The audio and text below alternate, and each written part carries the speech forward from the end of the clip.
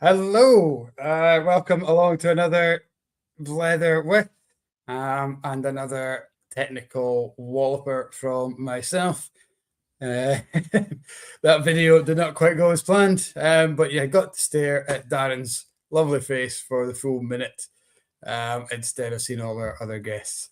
Kat's not with us tonight once more. She's spending time with family just now, but hopefully we will have her back very, very soon. Welcome to you all.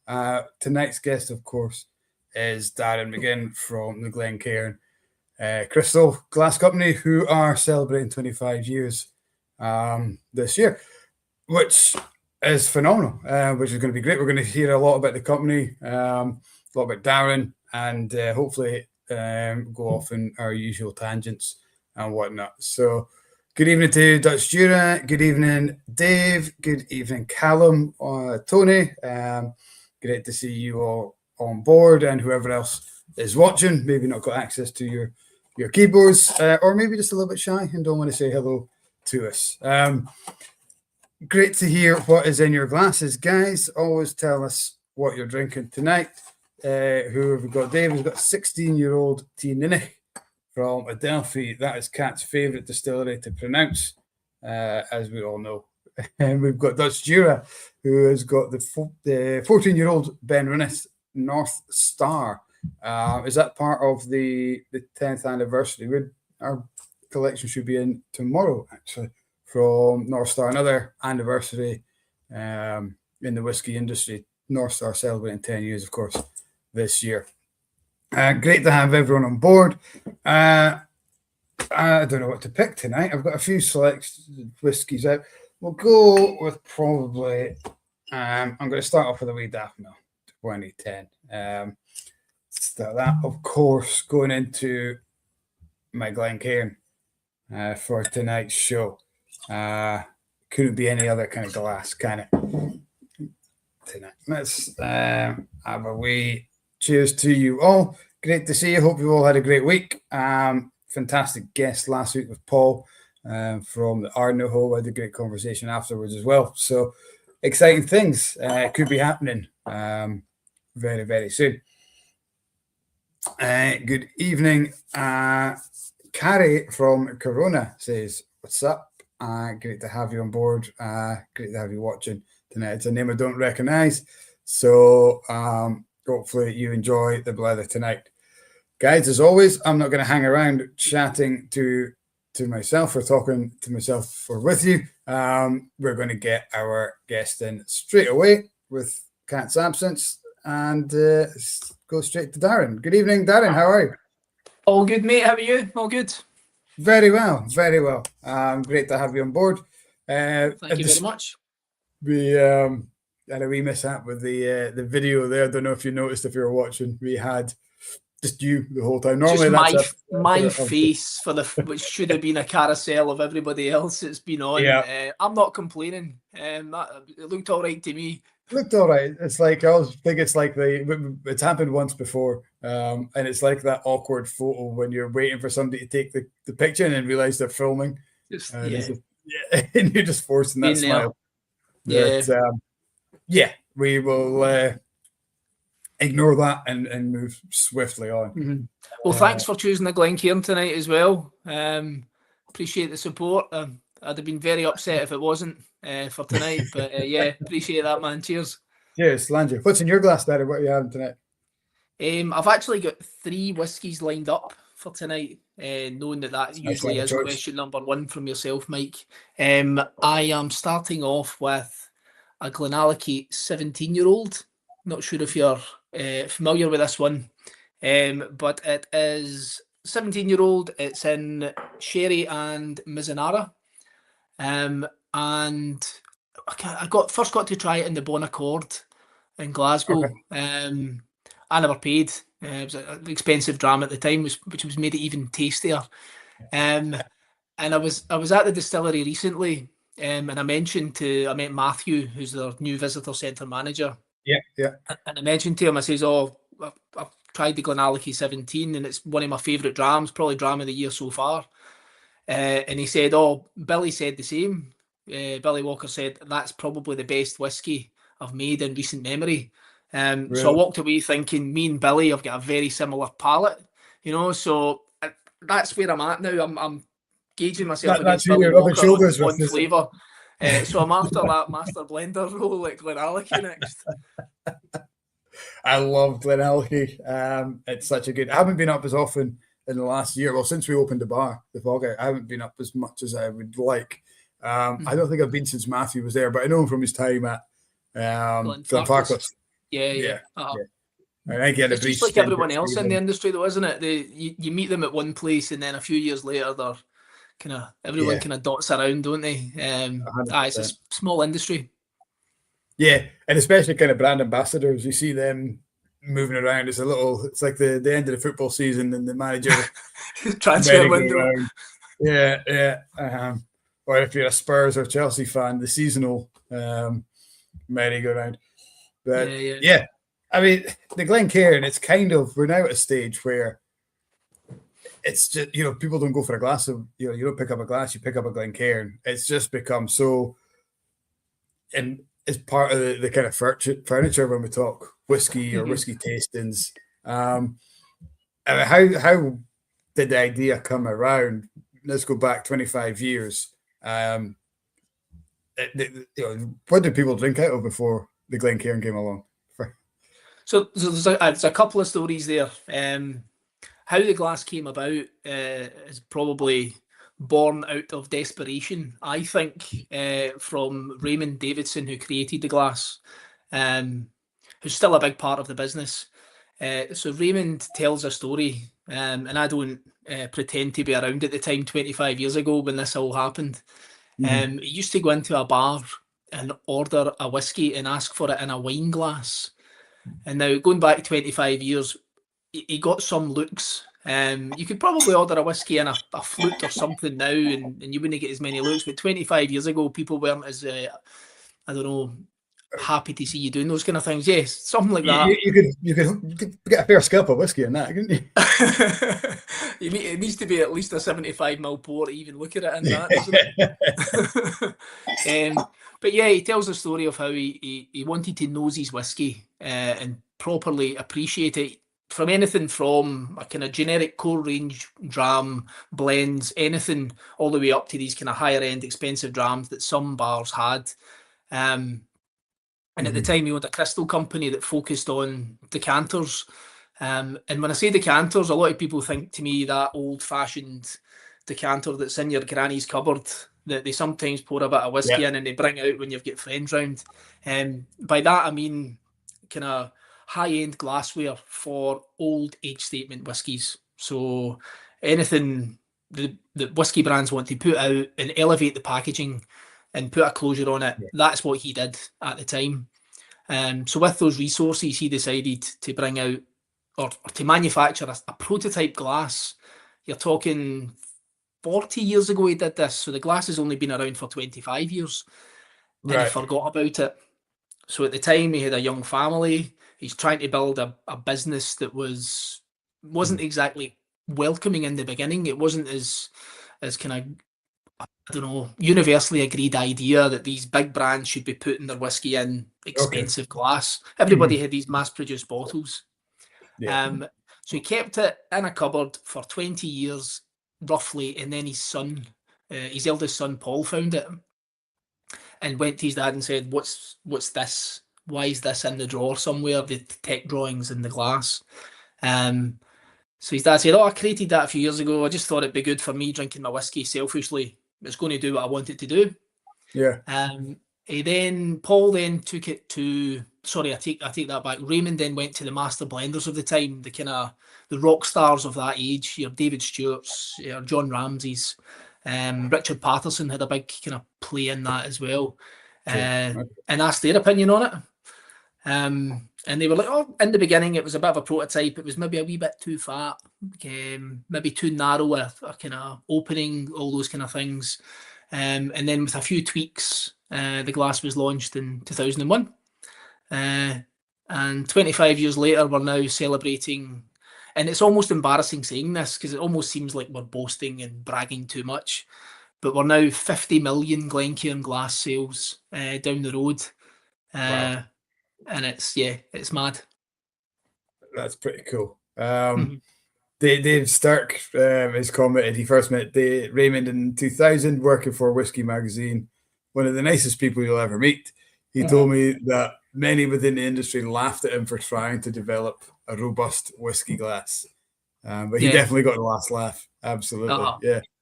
I mean, I mean, my very, very short time in whiskey, I mean, I'm only 5 years in the industry.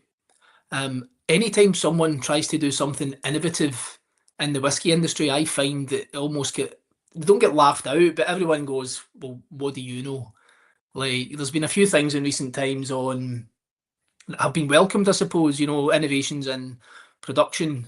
Like sustainability is a big thing just now as well. But there's this people behind the scenes that are scoffing at it, saying, what do you know? So for me, seeing that the Glencairn glasses became this big thing and a kind of relatively new history of the whiskey industry, it's pretty mad. I remember reading about Brook Laddie when they started, kind of before finishing casks was called finishing, it was acing. I think they called it additional cask enhancement, I think it was. And people were like, that'll never catch on. What are you doing playing about with wine finishes and things like that? And nowadays, just about every whiskey has got some form of finish or cask. Or you're considered an anorak if you go for the traditional bourbon cask. It's fully matured in ex-bourbon. Everyone goes, oh, that's the traditional way to drink your whiskey, and there's this perception that that's the best way to do it. But finishing cask is, for me, that's my way to go. That's my way of understanding a whiskey. Absolutely. Yeah. I mean, obviously, Raymond had his selfish reasons for starting this glass. What was the next step? How he went, he spoke to Richard Patterson and that. So Richard Patterson, the nose, as people know him. What was he using wine glasses, or was it just your straight highball kind of style glasses? So blenders traditionally used Capita style glasses. It's essentially a Glencairn is almost like a Capita without the stem, really, isn't it? It's a bit more practical. Yeah, exactly like that. And funnily enough, our Capita glass, because I almost have to remind people of this, that we are a glassware company. We're not just this one-trick pony Glencairn glass. I mean, we're buzzing that's what we're known for. It is exactly our favourite child, if you're allowed to have one. But our Capita glass is styled and designed by Richard Patterson as well, because he's got such a close relationship with us. But at the time, again, I wasn't there. Your blenders would use the Capita glass. The stem was used to try and keep all the aromas on your nose and further away from your wrist if you had any sort of colognes or smells on your hands and stuff like that. I'm sure you know these stories yourself, Mike.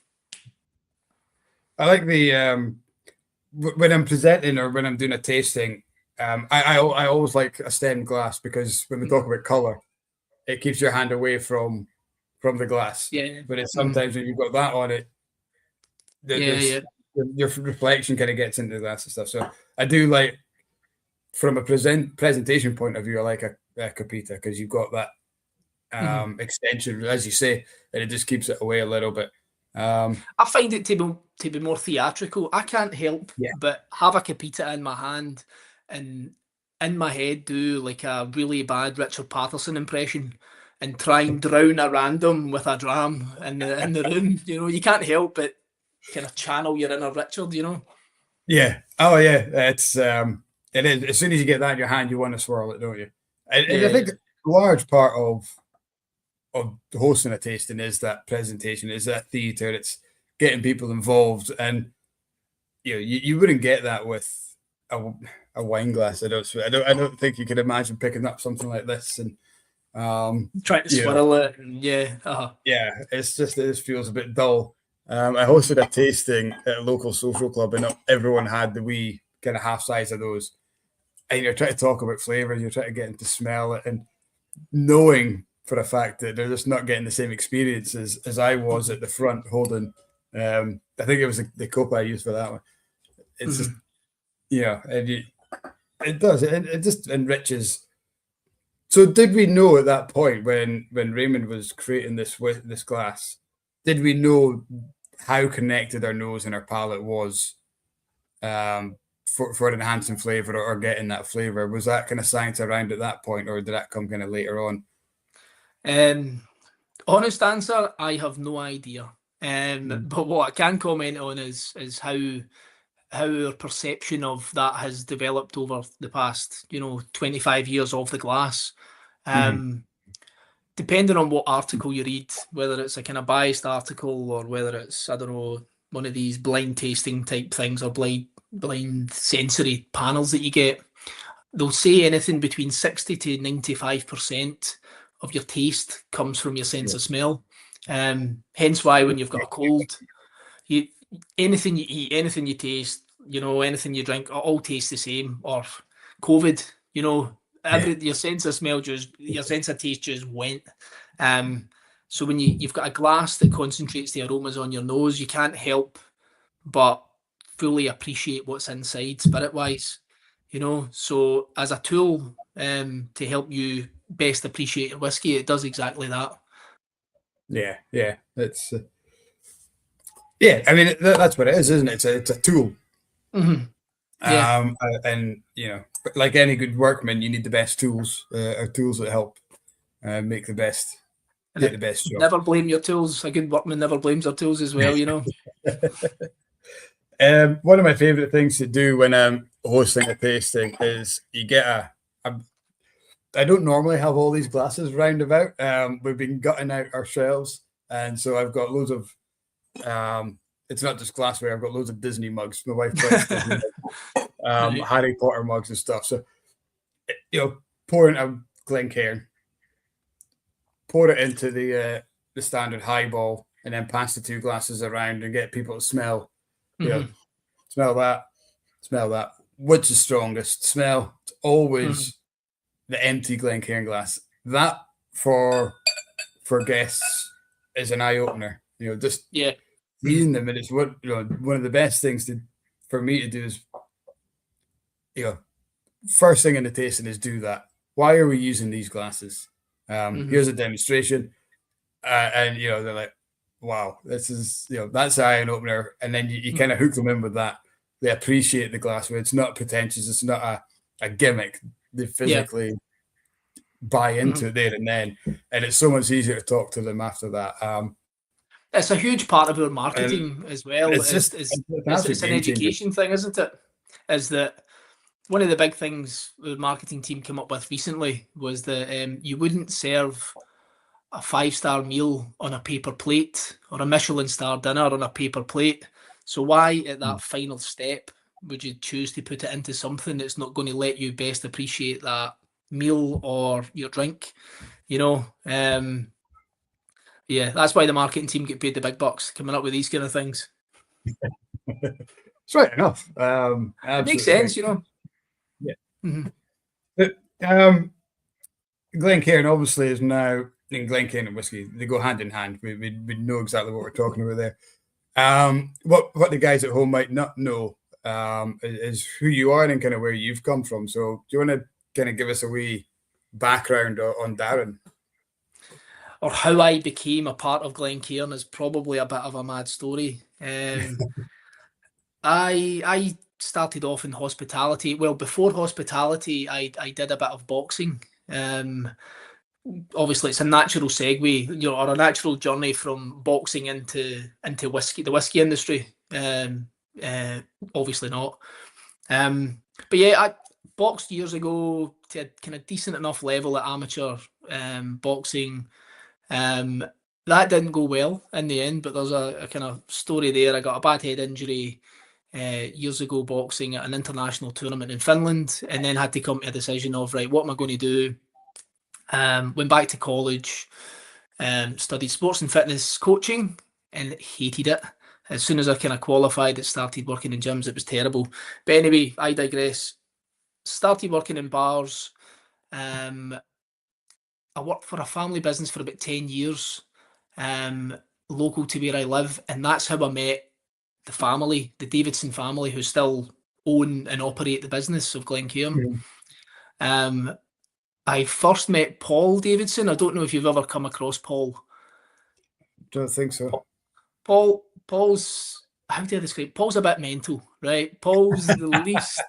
Like, if you were to walk past Paul in the street, you wouldn't think much of it. You wouldn't think he was at the top of this kind of whiskey glass empire, if you want to call it that. Paul's your man in the street, talks about football, music, and going to parties, going to gigs. He likes going to go and see his bands, Blondie being his favourite. So I got to know Paul as he was a customer. And then his brother would arrive, Scott, who, if you've never met Scott is the polar opposite. Okay. Scott is more, how do I politely describe Scott here? Scott's more financials, likes his cars, he's got a bit of a car collection, all that kind of stuff. So yeah, I met the family, Raymond, all that kind of stuff. And it took them 10 years to offer me a job, which I like to remind them of that, to where I am now as my position as sales manager. And depending on who you ask what that means, that could be anything from a bit of a pisshead going to whiskey shows all the time, or it could be a kind of professional handshaker, whether it's these award shows that we sponsor and we have to go on the stage and present something. But I would say my main role is kind of guiding sales across the different markets that we supply to. So yeah, we're a sales team. To give you an idea of the scope and size of us, we are about 70 members of staff, all based out of not all based out of East Kilbride. Most of us are based out of East Kilbride in Scotland. We're a sales team of 10 people, if you count in America, Asia, and UK.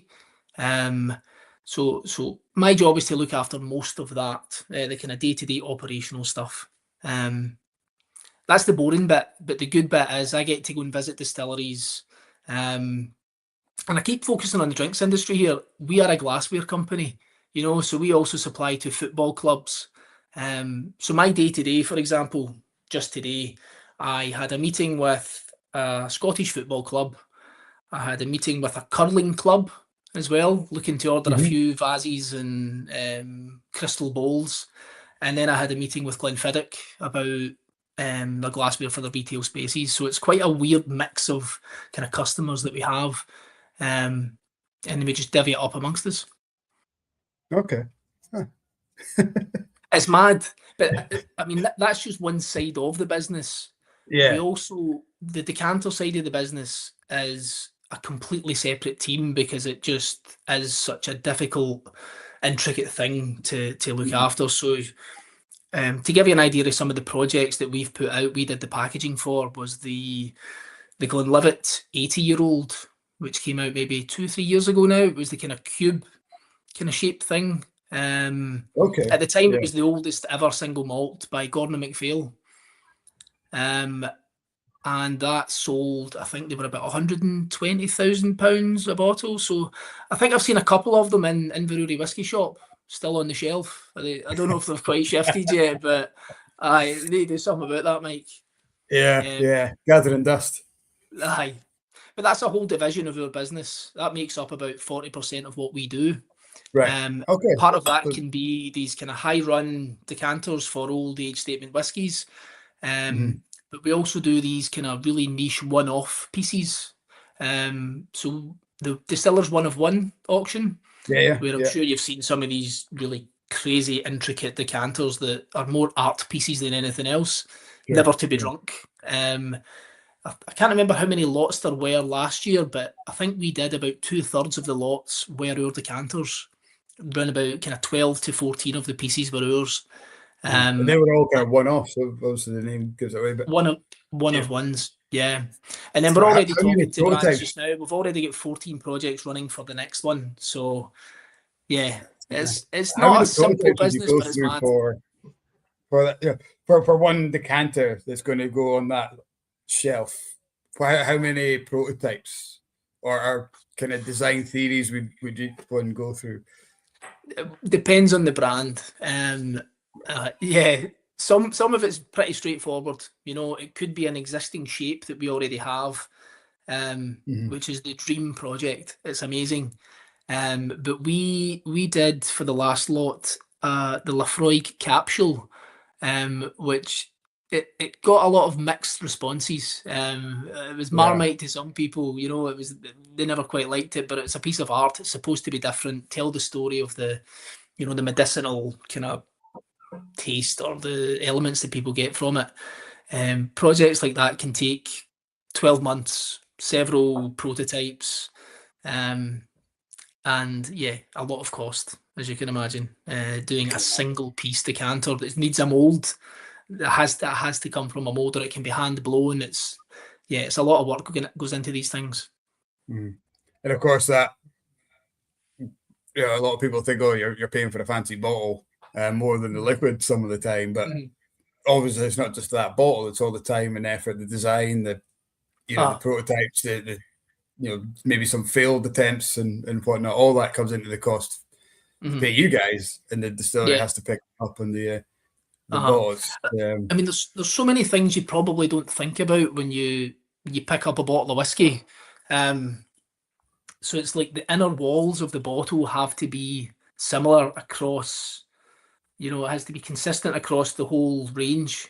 If you're doing, say, 10 decanters and they're all hand blown, chances are you're going to have to blow double that just to get the inner walls correct, so that the fill line in the bottle is the same. Because as soon as that reaches market, someone's going to look at that and think there's less whiskey inside, just because of the height of the fill. There's a certain amount of viscosity you have to leave in there as well, so that the cork doesn't just pop off in transit. And it's all these kind of weird and wonderful things that we're kind of the industry leaders of in what we do. I say this, I take nothing to do with that. That's far too complicated for me. I sell the glass, and they look after all that kind of serious stuff, you know. How big is your team of the manufacturing side of things?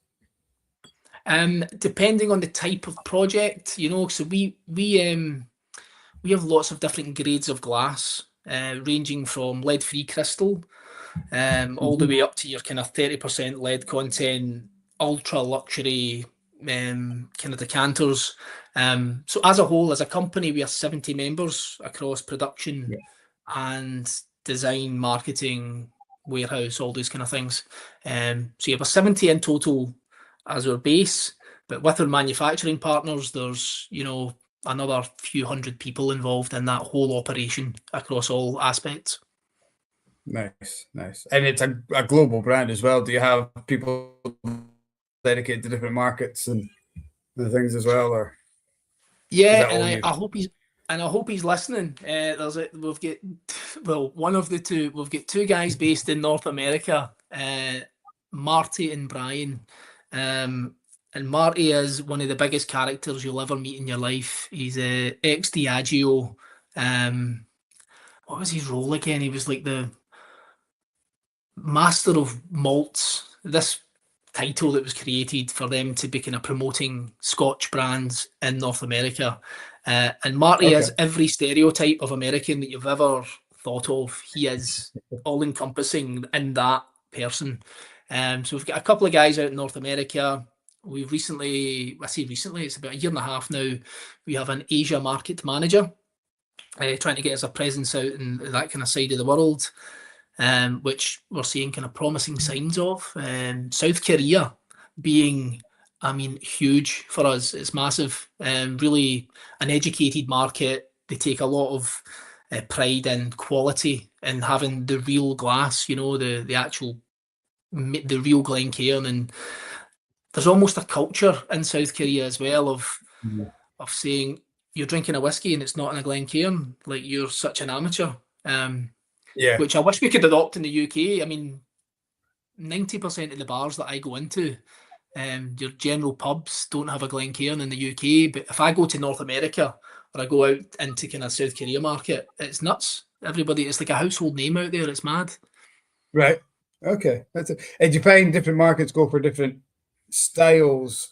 I know we've got the Glencairn, but are Copitas more common? Because I know in Canadian, you've got the Canadian mixer glass, don't you? Which is the kind of wider. And I've seen guys like Eden Mill will use that for gin because it's wider. You're able to get the ice in it. Yeah. So yeah, Canadian whiskey is a great example. So we created our Glencairn mixer. This is such a shameless plug, actually. Mad segue. You think we planned this? We have our Glencairn mixer glass, which is styled on the Glencairn, but it is just broader, a kind of wider opening made to kind of fit ice in there. And we do loads of volume out into that kind of market for that, because it is, as you said, traditionally served with ice. Ireland, funny one. Ireland tends to favour a Capita glass. As much as it's just across the water. Anytime I'm over in Ireland, I go in with my Glencairn hat on, selling the Glencairn glass, pitching for my life, and then it always comes back to, we'd rather go for the Capita, we'd rather stick to that kind of stuff. But it is such a subjective thing, I suppose. Like before we jumped on live there, we were having a quick chat about favourite glasses. You definitely said Glencairn was your favourite, Mike, just for the record. Yeah. But yeah, everyone's got their own opinions on what they want to drink out of. And dare I say, admittedly, that maybe I don't always drink out of Glencairn. It just depends on the place, what glass is available as well, depending on what bars you're in or what company you're in. I've got certain friends, if I brought a Glencairn glass out, they would laugh at me and they would think I was being a Ponce. Like he's a snob, look at him. It is one thing. I've got another glass that I do enjoy, but this is more of a kind of sit down and watch the football or a movie kind of glass. Mm-hmm.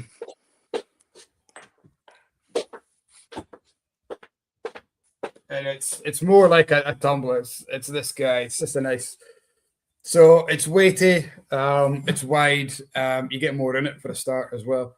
But see, for the one thing I do think, and I say this again, some tastings and events, and when I'm talking to people, is I see a Glencairn or a Capita as a work glass. When I want to examine the whiskey for a review or for the website or doing a tasting or whatever, and I want to get my nose in there and let my nose do the talking rather than the taste.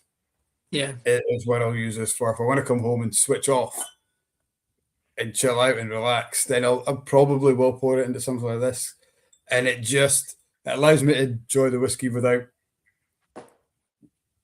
getting involved with it, if you know what I mean. Over-analysing and turning into like a couch Charlie McLean, and you just want to sit and drink it and watch your football or whatever you're doing and not even worry about it. Admittedly, I'm the same, but a gun to my head, I would say Glencairn obviously is the only glass for your whiskey. We'll go for tonight. We'll go with it. Go for it. Yeah. Brian is watching tonight. Brian's saying he drops them off at the local quite regularly, but they keep breaking them. We've got. What a shame, honestly. Did they need to buy more then? No. Get an order in. Yeah. We've got Neil Laverty. He's watching. He says he's a Glencairn man himself, but he does like your Capita as well. Nice. And Kirsty Island is in. She's saying, I think this is in reference to your American counterpart, the Crystal King of Chicago. That's exactly what he is. He's larger than life. He's the man out there. He really is. Excellent. So, cheers to. Was it Marco you called? No, Marty Duffy. Marty. It's a big Marty. Yeah. Ooh. He keeps us on our toes, I will say. Like, he's got a habit of phoning me at 5 minutes to 5, because he's on stateside kind of time, and he's got a habit of phoning me for a 2-minute conversation at 5 minutes to 5 before I'm about to leave the office, which then goes on into the wee hours trying to solve his problems, which I do feel for him, I suppose, because he's out. Do you know what I mean? He's different time zone. He's kind of over there not on his own with Brian. So anytime he has a question from a customer, he has a very short window of official working time for us to be able to help him. Sure. But yeah, on a positive note, what he does for us and what he has done for the past 10 plus years is crazy. Because North America is crazy important for us. There's a few issues in North America just now for the whiskey industry. Yes, long story. It's not that big a deal, really, Mike. But yeah, challenging Water getting under the product bridge. out there. Aye, I can aye. imagine. Yeah. And that must, people think of they talk about the whiskey, but it's everything else as well, isn't it? Getting anything over it, and whether people change habits, and I guess look at North America. If they go the way that he wants it, they'll all be drinking bourbon rather than Scotch. Does that is that in the back of your mind, or is that something you have to consider? Would people drink bourbon out of a Glencairn, or would you adapt something? It's still considered the whiskey glass out there. And admittedly more so than it is in the UK. If I go down into England in any kind of general bar, it's tumblers. Everybody's using tumblers. Maybe a whiskey bar will have a Glencairn glass or a stemmed Capita glass, depending on what they've chosen. But it's part of the culture in America that you have your bourbon in a Glencairn. I was out in I went out to the Kentucky Bourbon Festival maybe 3 years ago, and telling people at the stand, so going up to a stand, like a kind of small craft distiller, and mentioning to them, taking an interest in the brand, and then at the very end, that kind of salesman segue of, well, I actually work for Glencairn, just to let you know, and they're like, the reaction is mental compared to me going up to a stand and maybe trying to segue that into the conversation in the UK. I might get enjoy your night, mate. I hope it's going well for you. It's completely different out there. I just see the wee man next door. I'm just going to go and say hello. So sorry, folks. I'm home alone tonight, and Killian is kicking off. I'm just going to give him a wee cuddle. I'll bring him on and say hello. Bring him on, aye, please. As long as he's not drinking, that is.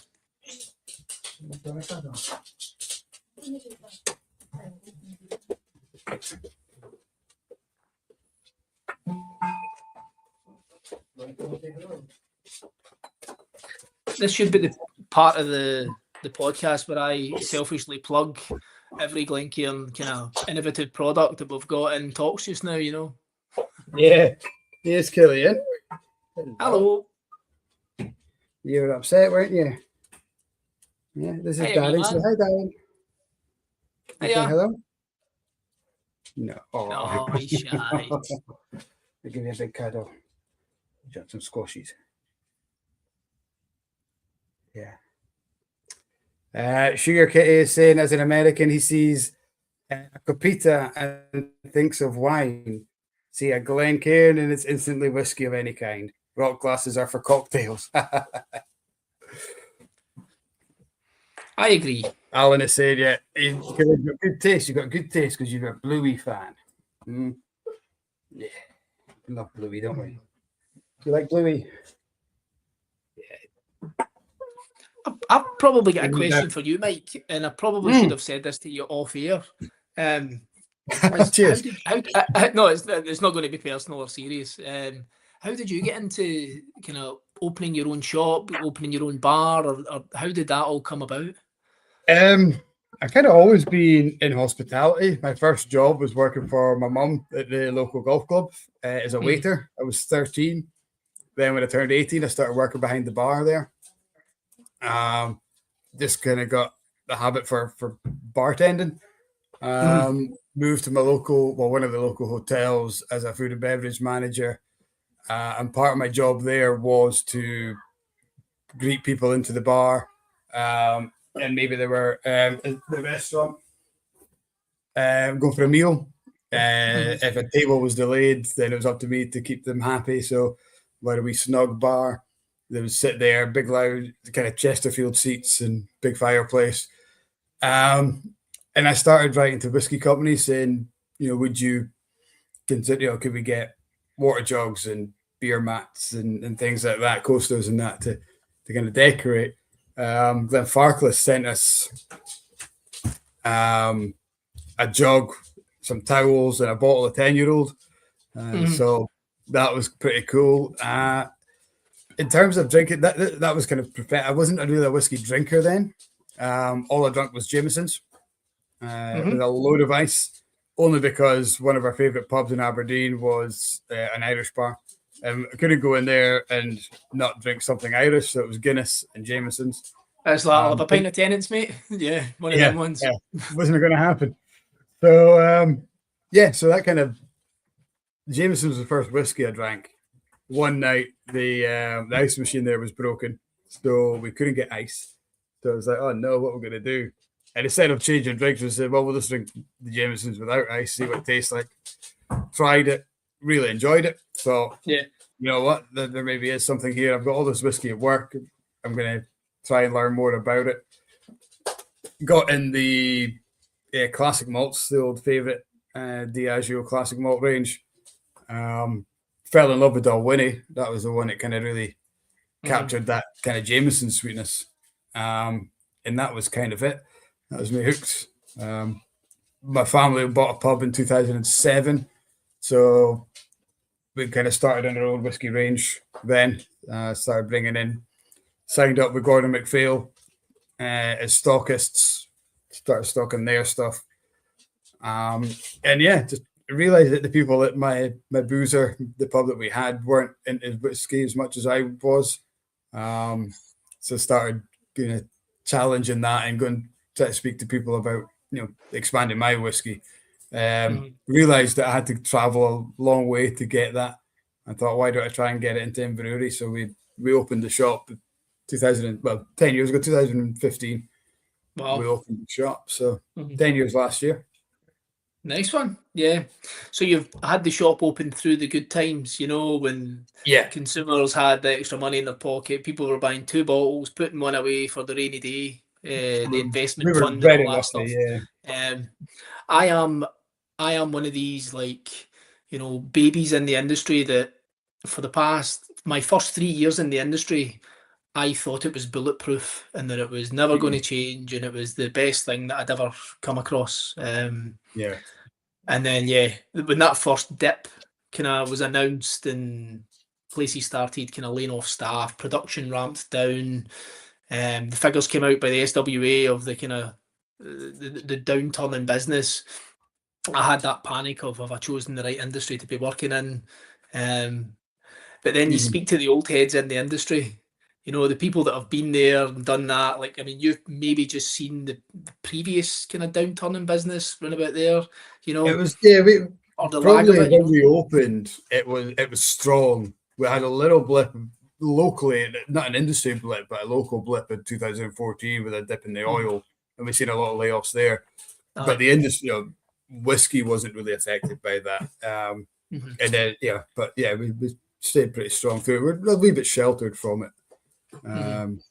But I get what you're probably going to say is that these old it's happened before. It's happened all. They just laugh it off and they're like, "Oh, these young guns don't know what they're talking about. This has happened for the past. This has cycled for the past 100 years."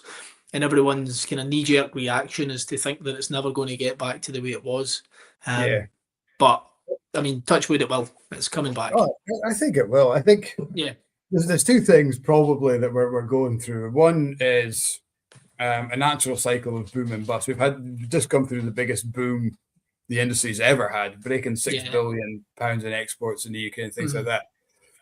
There's going to be a natural fall down from that. I like to think that the boom was so great that the norm is at a higher level than what it would be. So if we drop back normal, we're going to be okay. Because COVID was such a unnatural peak. Sales went nuts. People were drinking at home on a Tuesday. I was hosting tastings Tuesday, Wednesday, Thursday nights because just looking to spend your money on something. I'm desperate to do anything. I'll buy anything. It was mad. Yeah, but I think with such an unnatural high, it was going to crash. I would love to jump into an alternative universe and see where we would be in 2026 without COVID. Because if you look at the graph, the graph is going, it's going like this, and then it does that and comes down. We probably wouldn't be far off the same point where we are now, but with steady growth rather than a spike and drop. So I think there's that side of things. The other side of things is social media.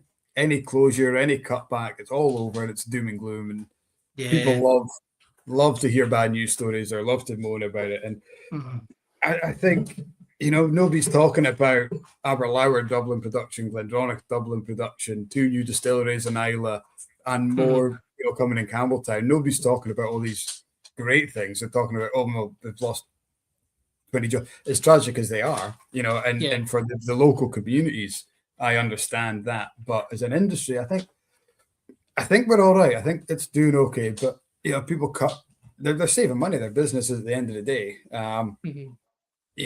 And silent seasons are part of the makeup, and that's what people do. It's natural, isn't it? Yeah. And to your point as well about like widely reported, anytime there's a member of staff gets let go from any sort of visitor centre or production slows down and someone gets let go, that's what sells though. That's what everybody wants to read in the media, don't they? You don't want to read all the good news. That's why when you turn on the TV, you're laden by war and political change. You're not on there looking at the good news. Encouraging like you said, people doubling production, people planning ahead, expecting things to come back. I like to think we're doing it. What concerns me more than the whiskey industry is the business rates and all the other costs of the business, which is affecting every business. It's not a whiskey thing. That's a small business thing, and that is more concerning to me than my average order sale dropping by $5 or something like that. Yeah, definitely. Yeah, but we're not here to talk business rates and all that. So let's turn this into another positive spin. You said there you had 3 drams lined up. What's dram number 2 for you, Darren? Dram number 2, actually, good timing. I've just finished. I have a Craigellachie 23-year-old. Banging. Never paid for this bottle. I never got the bottle full either.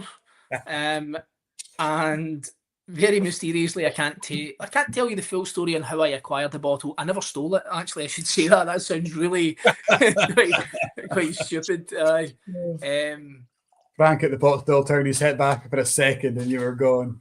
The guy for Glencairn stole a bottle of 23-year-old off the gantry. But I am heading up to Craigellachie next week. They are hosting the Spirit of Speyside opening dinner. So I'm heading up there, and chuffed about that. It's always a nice event. I'm not staying for any of the actual festival. I'm going up for the dinner, having a good night, and then heading back down after seeing a few friends and distilleries when I'm up there. But I only just was up in the north of Scotland visiting a few distilleries, and I stayed in Craigellachie at the Craigellachie Hotel. So I thought, for the podcast, I thought I'd just chuck one of them in my glass. Are you on dram number 2 yourself yet? I love Craigellachie. It's one of these. I've just poured myself at another indie, Little Brown Dog, who are kind of our local guys. Love to pour a dram of this when I can. That's a Royal Brackla sherry cask from 2011. This was launched beginning of last year, I think. So 15-year-old, 14-year-old maybe. This is one of these drams one of these bottles I'm just eking out, making it last as long as I possibly can. Yeah, I've got a bad habit of that as well. I don't know how many bottles of whiskey I've acquired, not stolen again. I need to reiterate that point over the years. And you can't help but at my stage of my whiskey journey of fully enjoying it now, because in the beginning, I can't lie, it wasn't easy. When working in bars, I never appreciated whiskey the way I do now. So anytime I've got a new bottle and it's got that capsule on top, the heat shrink, it just eats away at me. As like, I really want to try it. If I've not had it in a bar as a single dram to then buy the bottle, you can't help but open it. And also, in fact, I'm going to jump onto dram number 3, but not pour it yet. This is a reason I've got loads of open bottles, is the Somerton Whisky Club. If you've not come across them. I have not. So it's a subscription service, and this is how I started trying whiskies that I would never, in a month of Sundays, think about ever trying. Somerton Whisky Club, to kind of put it basically, is a bi-monthly whiskey subscription service. but you don't know what you're getting. So you literally get a bottle every 2 months, to the tune of, I think it's about 50 quid, something like that. And 95% of the time, the bottle you get is worth more retail than what you pay for your subscription. And it's just, it makes me try all these lovely whiskies. And then when it does arrive in, you go, I'm not going to wait until I've finished the other bottle before I get to that one. So you naturally end up opening them all. Yeah. We've got Alan is watching. He's a fellow member as well. He's sipping the John Paul cast, or the Paul John. That was just yesterday's delivery for me. Yeah, Paul John single malt, unpeated, I think. I can't remember. I like Paul John. It's really good. Last one I had was a 6-year-old, I think, from Berry Brothers. Really, really good. Really good draft. Yeah. I'm not sure if you noticed, but Diego is on. He's saying hello. I'm not seeing any of the chat. I don't know if I've got the wrong window up or something. All right, okay. So Diego Boris is on. He's saying hello. There's the man. He's the king of the toffee hammer, if he hasn't told you this before. Having to explain to Diego in a bar, where were we? Was it Paris? I think we were at Whisky Live Paris. We were. And I can't remember how it came up in conversation because it's not your everyday topic, talking about a toffee hammer. And me and Ian Allen from Glenmurray were discussing toffee hammers and laughing about them, about how it's the most ridiculous concept you've ever seen in your life. And then having to explain that to Diego, kind of the sherry expert of the whiskey industry, that we're talking about this wee mini hammer that's made for breaking up your toffee. And he's like, that's the most ridiculous, stupid thing. You're taking the piss out of me. So Diego now is the proud owner of a toffee hammer. Right. So good guys. Well, Diego's been on the show before as well. Am I right? Yeah. He was a guest. We went on a very dark journey through 6 dungeons and all right, sweaty PVC with Diego, which is it's a conversation for another time. Yeah, and this was on air, or was this before? Oh yeah, this was live. This was live. Yeah. We and Diego's also been at the shop. We did a tasting, a sherry kind of masterclass in the bar as well. He's the man on sherry. He's the top kiddie, isn't he? And I'm quite disappointed in him actually that he has divulged secrets of our last night out if he's talking about these sex dungeons and stuff. So that is ridiculous that he would bring it up. You're the one. You're Darren. Yeah. Dungeon Darren. That makes sense. No, he's a top guy. Hoping to catch up with him next week, actually, up at the Spirit of Speyside. For the festival. Yeah.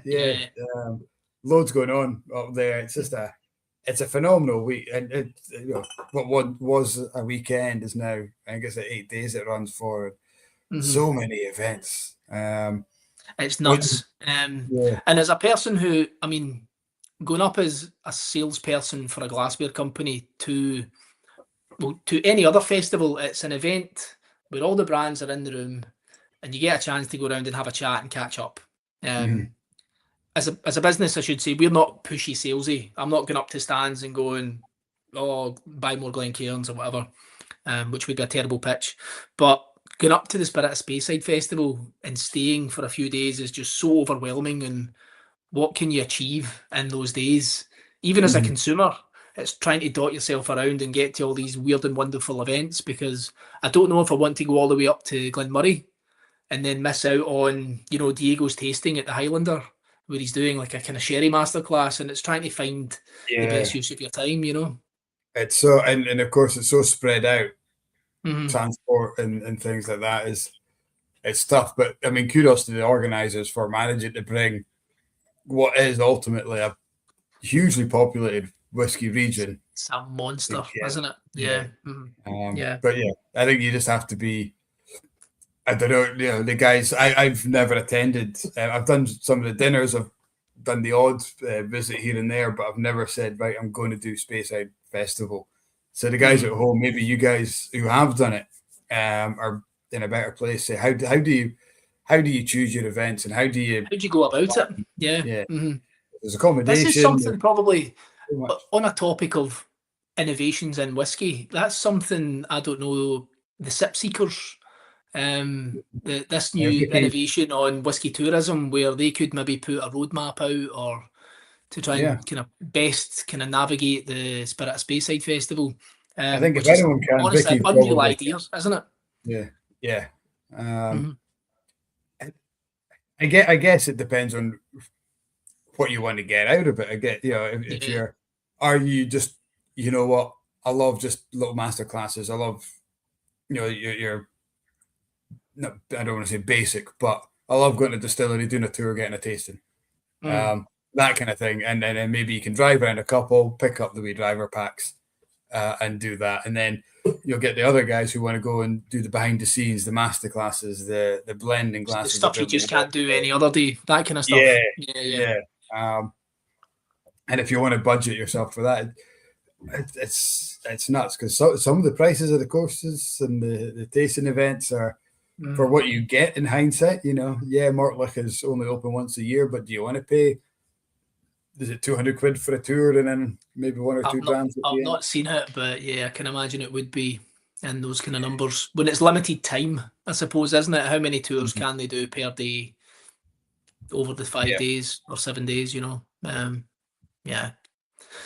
a hard one. Absolutely. Diego's mentioned the Dramathon. Do you partake in that? I did the Dramathon last year with Diego, and the cheeky so-and-so has brought it up because he beat me. Did he beat me, actually? I think he did. No, he did. He definitely did. I did the half dram. So I kind of, some would say I wimped out and I never did the full marathon. I did the half dram, which was enough. Because very stupidly, I never booked accommodation. So I drove up in the morning, ran the half marathon, and then drove straight home. It was a complete nightmare. It wasn't great at all, with kind of cramping legs. The best part of that actually was the Speyside larder. Oh yeah. I think this is one of the kind of worst or the best kept secrets in the Speyside region, is how good the rolls and the sandwiches and the food is in the Speyside larder in Aberlour. It's unbelievable. So I must have scranned about 5 or 6 sandwiches on the way home just to kind of keep me sane for the drive. But yeah, I'm planning on doing it again this year. And yeah, it's on. Diego's getting taken down this year. You doing the half again, or are you doing the full one? I'll do the half again. The thought of doing, 3+ hours as a marathon, I still haven't booked accommodation as well, so probably driving home straight after. Unless Diego's got a kind of, he's got a camper van or something sorted for us, when he crash. Yeah. We'll just go and crash somewhere. We'll crash Rothes Glen, actually. We'll just break the doors down. we'll be in the dungeon anyway. It's big business in Aberlour, the dungeons. Diego will tell you, he's been to them all. He's an expert, actually. He'll know. Yeah. I just say, even if I was fit enough to run for 3 hours, I think I would get bored halfway through. That's what podcasts are for. This is what this is for. Yeah. 3 hours of you and me talking complete nonsense about sex dungeons and toffee hammers. That's that's the fuel that people need to get them through the pain. I was seeing if there was any. The only comment we've had is Alan Smith. He's not seen a toffee hammer in decades. Bit like the stories used to sell nutcrackers in the fruit section. Exactly. Do you know, the toffee hammer industry, it seemed to disappear overnight, and it's almost the kind of thing we all need to get behind again, because a lot of people must have lost their jobs over this. And I need to remain serious about this. We need to bring back the toffee hammers. And I know Diego is very proud of this and he wants to do something about it. He cares about these things. There's got to be... The toffee hammer's not going to work, is it? It's not something that you guys could recreate, I think. Now, I can't say too much about it, but there may or may not, I cannot confirm nor deny, that the Crystal Toffee Hammer might be the next Glencairn Glass. Who knows? It could be. Might be the next April 1st. post from the Glencairn. Oh yeah, aye. Some of the things our marketing guys come out with are brilliant. Do you know I've fallen for a few of these April Fools over the years, and we were talking about it when we were bringing that one out there. Mm. And I think it was the Summerton Whisky Club when I first signed up 5 years ago, fresh in the industry, didn't know much about anything, and wanted to learn everything.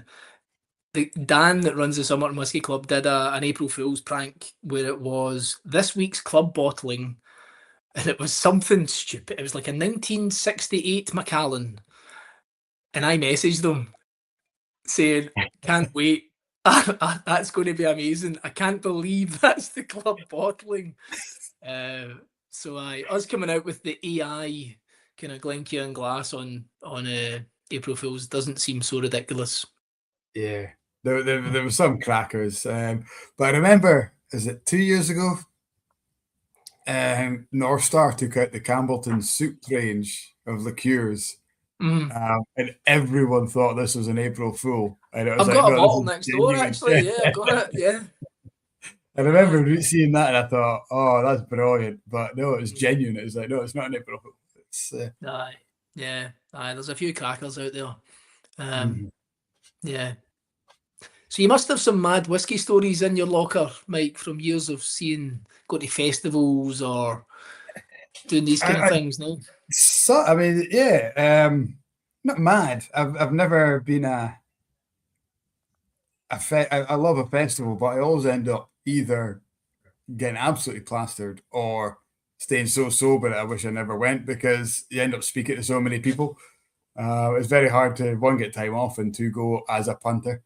But I remember going to the Elgin festival a couple of years ago. Absolutely fine, great day. We did master classes with Elixir and Glenfarclas, loads of drams. I met Stuart Buchanan in the outside, yapping with him, a couple of chats, and then back to the Druthie Cobbler. Don't know if you know the bar, Druthie Cobbler in Elgin. Not familiar with it, no. My time in Elgin is always, I go and see Glen Murray, I see Gordon MacPhail, and then I drive back to Speyside. I never get a chance to actually stay. Yeah. So according to my Google Maps, it's an 8-minute walk from the Druthie Cobbler to the train station. So I was sitting in the bar, me and a couple of pals who I was with, sat down. When I get to a certain stage, I'm a homing pigeon. I'm just like, I need to go home. No matter where I am or what I'm doing. Or Irish goodbye, exit. Or whatever. Yeah. I think it's called an Irish goodbye, where you just kind of disappear. Yep. So I decided there and then, sat down, pint. I was just like, guys, I'm off. On the phone, 8 minutes. An hour later, I'm still walking around Elgin trying to find this fucking train station. I have no idea where I am. I think I'm past Glen Murray distillery while I'm trying to find this station. Missed my train. Like, right, just flagged a taxi, jumped in a taxi, take me to Inverurie, £100 taxi. Disaster. I hope the wife's not watching this, because she doesn't know that. But by the time I got back to Inverurie, I'd kind of talked it off and slept it off. So I was like, it's only 10 o'clock. Just went back out again. That was good fun. But yeah, not really crazy stories, but festivals, that's probably about the wackiest festival I think I've it's just not. You've probably seen some sights. I mean, there's always this is my first whiskey festival person, my first experience of a whiskey buffet. And they think I'm just going to drink everything. We've all been there and seen that. Thank God. I was at the Balmoral Hotel in Edinburgh for the 2022 Icons of Whisky Awards. We got we won the independent retailer. So we're down, and you walk into the kind of the greeting room, the meeting room, and we were weren't late, but we were one of the last ones in. So we stood at the door, got the glass of champagne, kind of welcome jam, yapping away, bumped, rubbing shoulders with Billy Walker and Robin Lang and the likes, having a great chat. And then they called us through for the meal, and the room just kind of emptied out. At the end of the room, there's about a 10-foot table, just chock full of bottles, and this is people kind of coming in with all their own bottles and I dumping was in the there table. that night. Was that you? I was actually at the awards. Did somebody you went through the table? Oh no, I didn't go through the table. No, sorry. No, Right. that was no, that must have been after I'd left. But yeah, it was. I was like, thank God afterwards, because we drank so much, I didn't need that buffet table. But my God, what a mess I would have been if it wasn't. But yeah, when we kind of got in, and Robin Lang, who was a good friend, he'd done a couple of gigs with us up in Inverurie. We'd done a couple of online sessions. He came over and he says, "Mike, I've got a wee dram for you if you want to try it." I said, "I never say no to a wee dram. That's my third dram today." And he says it's so Building Bridges. This was his next. So I'd had his first one, which is a Reef Salt Brew Laddie, and this one is no, this is a Reef Salt. So the first one was a Côte de Rote, I think, Brew Laddie. So he pours me a dram straight from the bottle. Poured it in. He goes, "Enjoy that." And I said, "Hell, Robin, this is wonderful. I've got a wee something I like to return the dram with." And I, unbeknown to me, this was quite normal, is to bring full bottles. So I took a wee hip flask. So I had a wee hip flask, and I went to pour it in. But on the way over, we'd been sipping out, and literally, it wouldn't have even covered the bottom of a mini Glencairn. A dribble. I was just like, "I'm really sorry."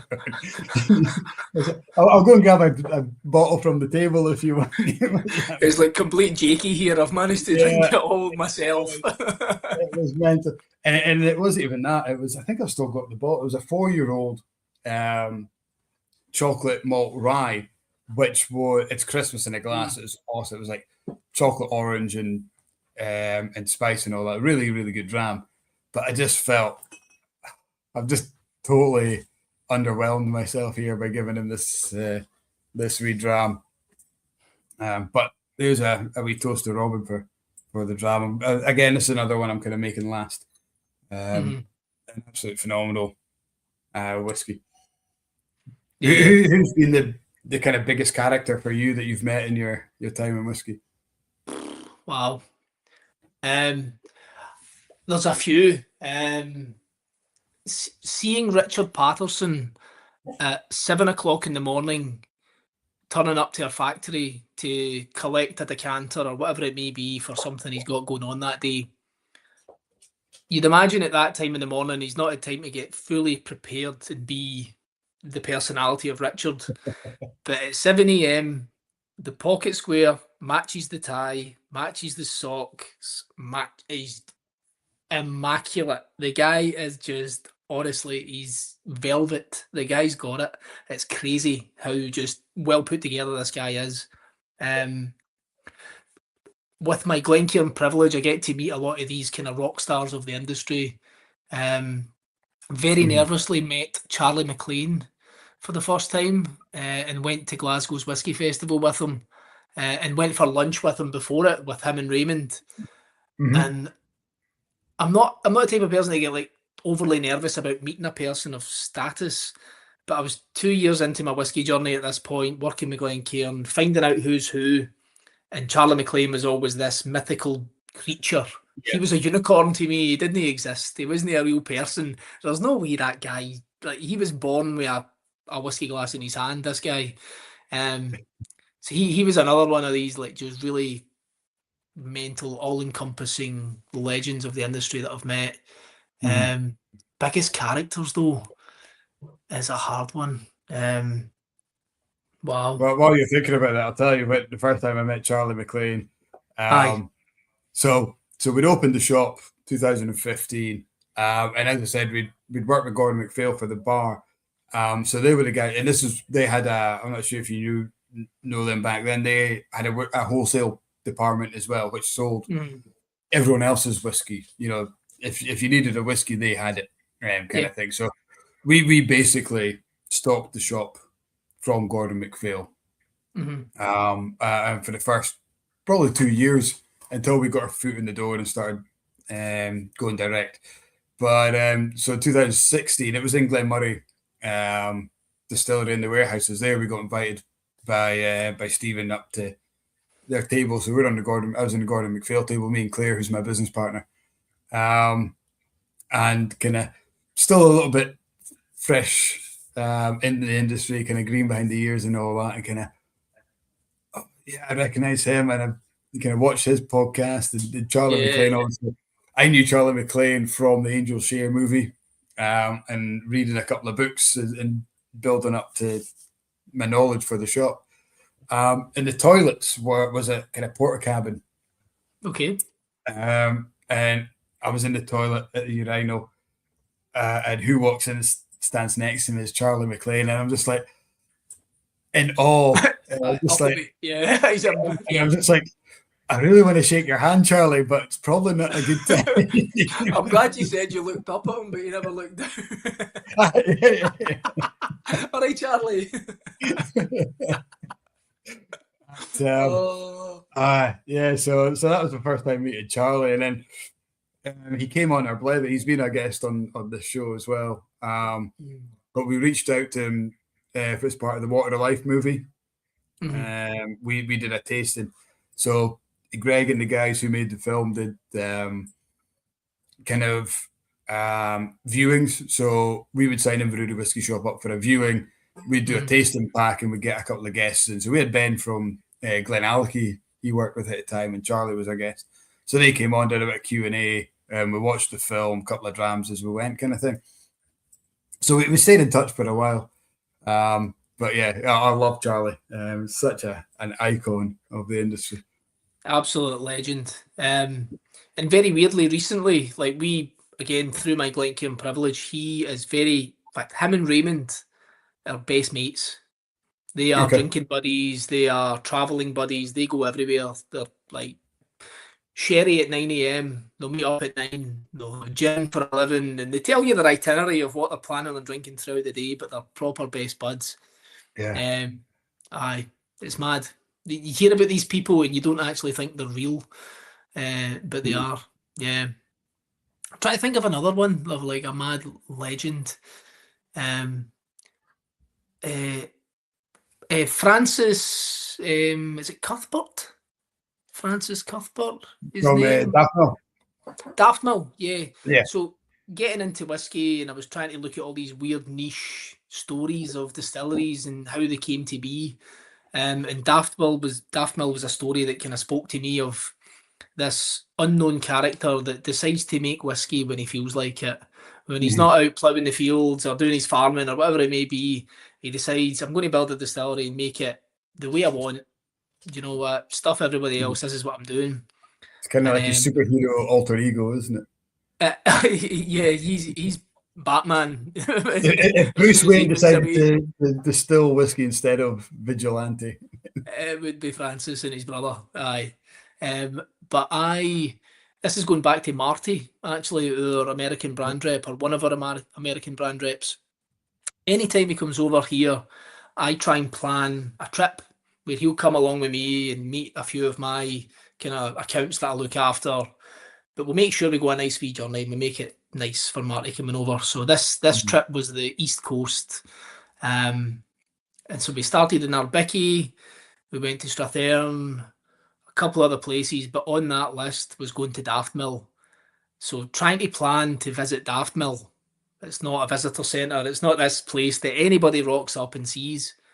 But Marty knew him through his presence in the whiskey industry. And surprisingly, Marty's like, he said to Marty, yeah, just pop in. Just come up to the cottage next door. We'll get a cup of tea and then we'll go over. And I was buzzing.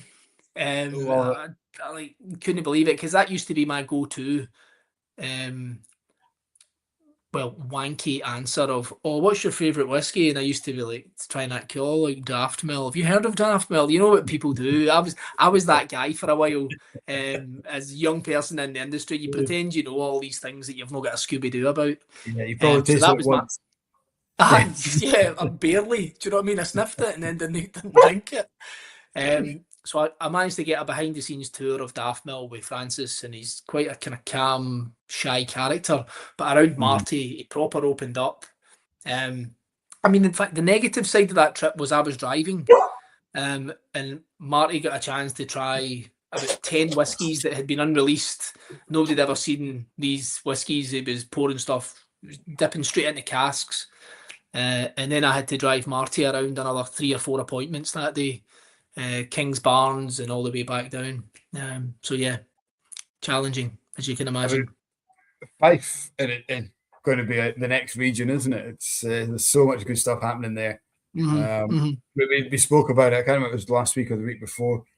On the Blether, I think Fife could be a region with Aberargie opening, and you've got Daftmill, you've got Lindores. Yep. Yeah, all the new stuff. These different kind of whiskey tourism hotspots are really kind of popping up. When you think Falkirk has a couple of distilleries now as well. I'm not sure if you've been there yet, like Falkirk Distillery. I haven't, no. That's mad. That is one of the most mental distilleries I've ever been in. When you hear the backstory of it, the guy George Stewart I'm being polite, he's in his 70s, I think, and he's a millionaire, I don't know how many times over, and he's just decided, I like whiskey, I'm going to build a distillery from scratch in the heart of Falkirk. And he'll tell you himself, I've spent 25 million quid. I'll be dead by the time the whiskey's good. It's going to be my family that's going to reap the benefits of these kind of things. But all these mad regions are popping up. Even the kind of islands are starting to kind of pick up almost their own right, their own region. Arguably, they're not a Highland they're going to be the Hebrideans or something, Yeah, it's. I mean, how important do you think now regions are in the industry? Is it marketing or is it? It's marketing. Yeah, really, isn't it? Yeah. I get it. From a layman's point of view, it's a good guide into it. But as soon as you've kind of done that elementary course of this is a peaty whiskey, this is a fruity whiskey, this is a grassy whiskey or salty whiskey or whatever, then you realise, you know what, I can get that from any region. I can get salty Highland, or I can get peaty Speyside, or I can get sherry heavy fruity Isla. Or some distilleries do a peated kind of season, like Borahaven will do like a peated release, or your Tobermory versus Leitchig kind of thing. It's not based on the region. It's But as a marketing idea back when it first came out, it was obviously did a bit of good in the industry, I suppose. And as I say, it's a good kind of geographical tool as well for people who are wanting to visit. Where will I visit? Head up the Speyside, and that gives you kind of somewhere to concentrate on. You can say, right, I'm going to stay here. Because if you just say come to Scotland, a lot of visitors will be like, well, yeah, it's pretty big. Where do I start, kind of thing. So it's a good base, and I think that's what Fife will be ideal for. I would like to plug Aberdeenshire as a region. We've got 9 distilleries now that are doing great stuff. So base yourself in Inverurie, preferably, but Aberdeen just as good. Let's just do it in Inverurie. Let's get the new Speyside region. Let's get 50 distilleries that just surround your shop and bar. That would be ideal. Yeah, that would be great. I have that issue when I go to Ireland once a year, maybe twice a year, to go and visit different kind of distilleries and clients. It's just not Speyside or practical. You go to Ireland and I get the ferry over to Larne and I'll see Bushmills. And then my furthest away appointment could be Dingle, which is as far kind of southwest as humanly possible. And the drive time could be, 8.5 hours. So let's make Inverurie the new whiskey region. Let's add that to the map. Let's get it going. I'm up for that. I'll do that, yeah. Aberdeenshire, I'd certainly take the northeast, because you could kind of sneak in Glencadam now and Arbiki. New visitor centre as well. Have you been? I've not been yet, but they've, by the looks of things, just from friends that I know that have been and images on socials and stuff, it looks pretty impressive. Really nice. They've got a new visitor centre manager as well that's came from King's Barns, and I know him from there. And Michael van der Veen, he's proper switched on. So I'm sure you get looked after if you go there. Yeah, I do need to go there. I love Glencairn. I think it's it's one of whiskey's sleeping giants. Probably starting to wake up again now with the visitor centre over in 200 years last year, and that. So, but I think it would be a pretty good place to be. Just jumping out the comments, we had Dave Packerson has asked, "What does Darren do for relaxing?" And he's also asked, "Do you have a big whiskey collection?" I think he answered that with you got a big open bottle collection. What do you do to relax? It's very weirdly, what do I do to relax? I do a lot of running, which seems like the most unrelaxing thing that anyone could do. That's my kind of thing, my daily thing that I kind of my tick box most mornings. I'll go a run, depending on what type of run it is, a fast run or a long run. And I've recently managed to. I am like a lone wolf in my journey on running. So I've got no friends that run until about a year ago. I finally managed to convince a mate to like have a go at running. You're going to enjoy it. We can go runs together. We can do all these things. And you know, selfishly, I'm gutted about it now. He's now better than me after 1 year. What 1 year of running? This guy is like a gazelle. In fact, if Diego is still listening, probably not, because we're talking complete guff now. But he won. I can't remember where he finished at Dramathon at the half. He was 6th, maybe 7th. And at that point, this was September, October last year. He'd only been running for about 8 months. And he finished in amongst all the club runners. Yeah. You know that way when they put out the results at the end of a race, it tells you position, person, and what club they represent. Like they are a runner, they are part of a club. Yeah. It was all these elite runners, and then just my random mate Josh, who took up running like 8 months ago, slotted in there like this weirdo that just managed to be good at something. Diego's watching. He says he's still here. He is an animal. He's a weirdo. He's a complete weirdo of a guy, and he just seems to have taken to this sport. Diego, like the three of us ran together, me, Diego, and Josh to begin with, and Josh was just itching to go from the first kilometre. He just wanted to take off, and we kept saying to him, "Just go if you want to. Like we're not bothered. We're just going to finish the race. We're not trying to win it or anything." Yeah. And then eventually we just left him, and he just darted off like a greyhound. He's naturally fit. Weirdos, absolute weird. Yeah. But he's never done anything. This is what frustrates the life out of me. I've done boxing, running, loads of sports over my life, and I positioned myself in my friend group as the guy that was fit. Like I was healthy, looked after myself. And this guy that's been hammering raves and like absolutely hammering pints all his life is just taken to it like it's nothing. Yeah, I feel silly about it. One of my best mates, his brother's like that, and I remember his missus. Both are their brothers and both their wives, like did this 10K run, and they were both like training for weeks and months and all that. And then the morning of the event, Ash, who'd done no training at all, he was like, "What is it you're doing again?" He's got a 10K. He goes, "I'll come along." And he just tipped up and done it and beat them all. And you're so just like, aye. What a dick. Exactly that. You know, some people have just got that weird, I don't know, genetic benefit that other people don't have. I can't quite put my finger on what it is, but yeah. I think the people like that, that's what they've got. It's a mutant, right? Yeah. But other things I do to relax, man, I like nice food. I like nice wine as well. I do like going for a glass of wine. And whiskey. Yeah, whiskey has slowly become one of these things that I really, really enjoy. Because most people will tell you, "Oh, it was love at first sight." And my first whiskey, it was like this eureka moment. And unless your name's Charlie McLean, I don't believe you. It took me a bit of time to really get properly into the weeds of it, and then the more you visit distilleries and you see the intricacies of it, the production methods, and you discover all these new weird and wonderful things, you really enjoy why it tastes the way it tastes and the length of time that goes into it, you know. I think that's one thing that I kind of love and hate. It's kind of a yin-yang moment as well. It's like I was discussing a tasting today at the local castle, at Licklehead Castle. There's a group of Americans over, and we're doing a tasting for them.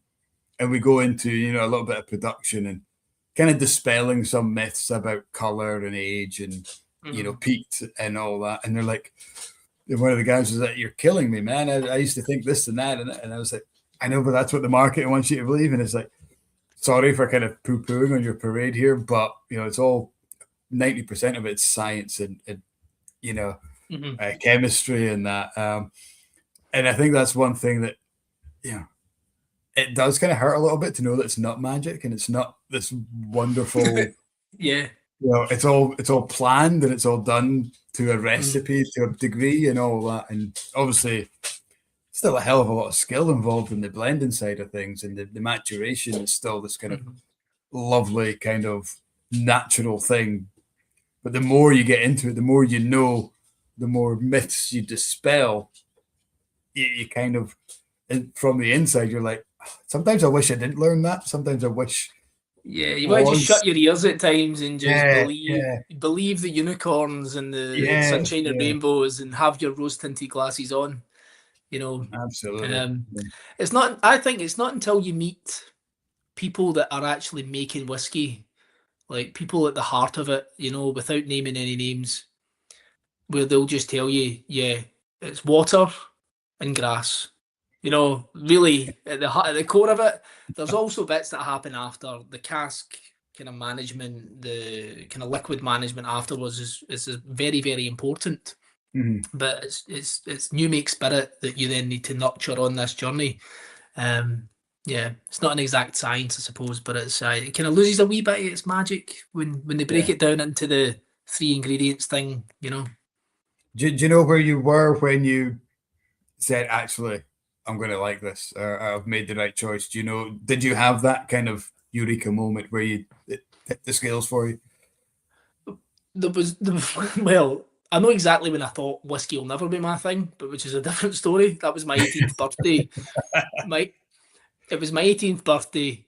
I was in a pub in Wishaw, and if you've never heard of Wishaw, it's where people for Inverurie don't go on their holidays. They go there if they want to feel good about themselves. Mad place. And it was a where pound John Higgins shop. Is from, isn't it? I think that's where I recognise the Wishy Wizard, himself. Yeah, that's what we're known for. How mad's that? A snooker player. It's like that's what we've got. That and there's an area of Wishaw called Craigneuk, and there was an article in one of, I don't know, probably the Sun, actually, now I think of it, that said that the life expectancy in Craigneuk is less than that of Beirut at the time when there was a war on. And this was a headline in the Sun, which tells you a lot about the Sun, obviously. Yes.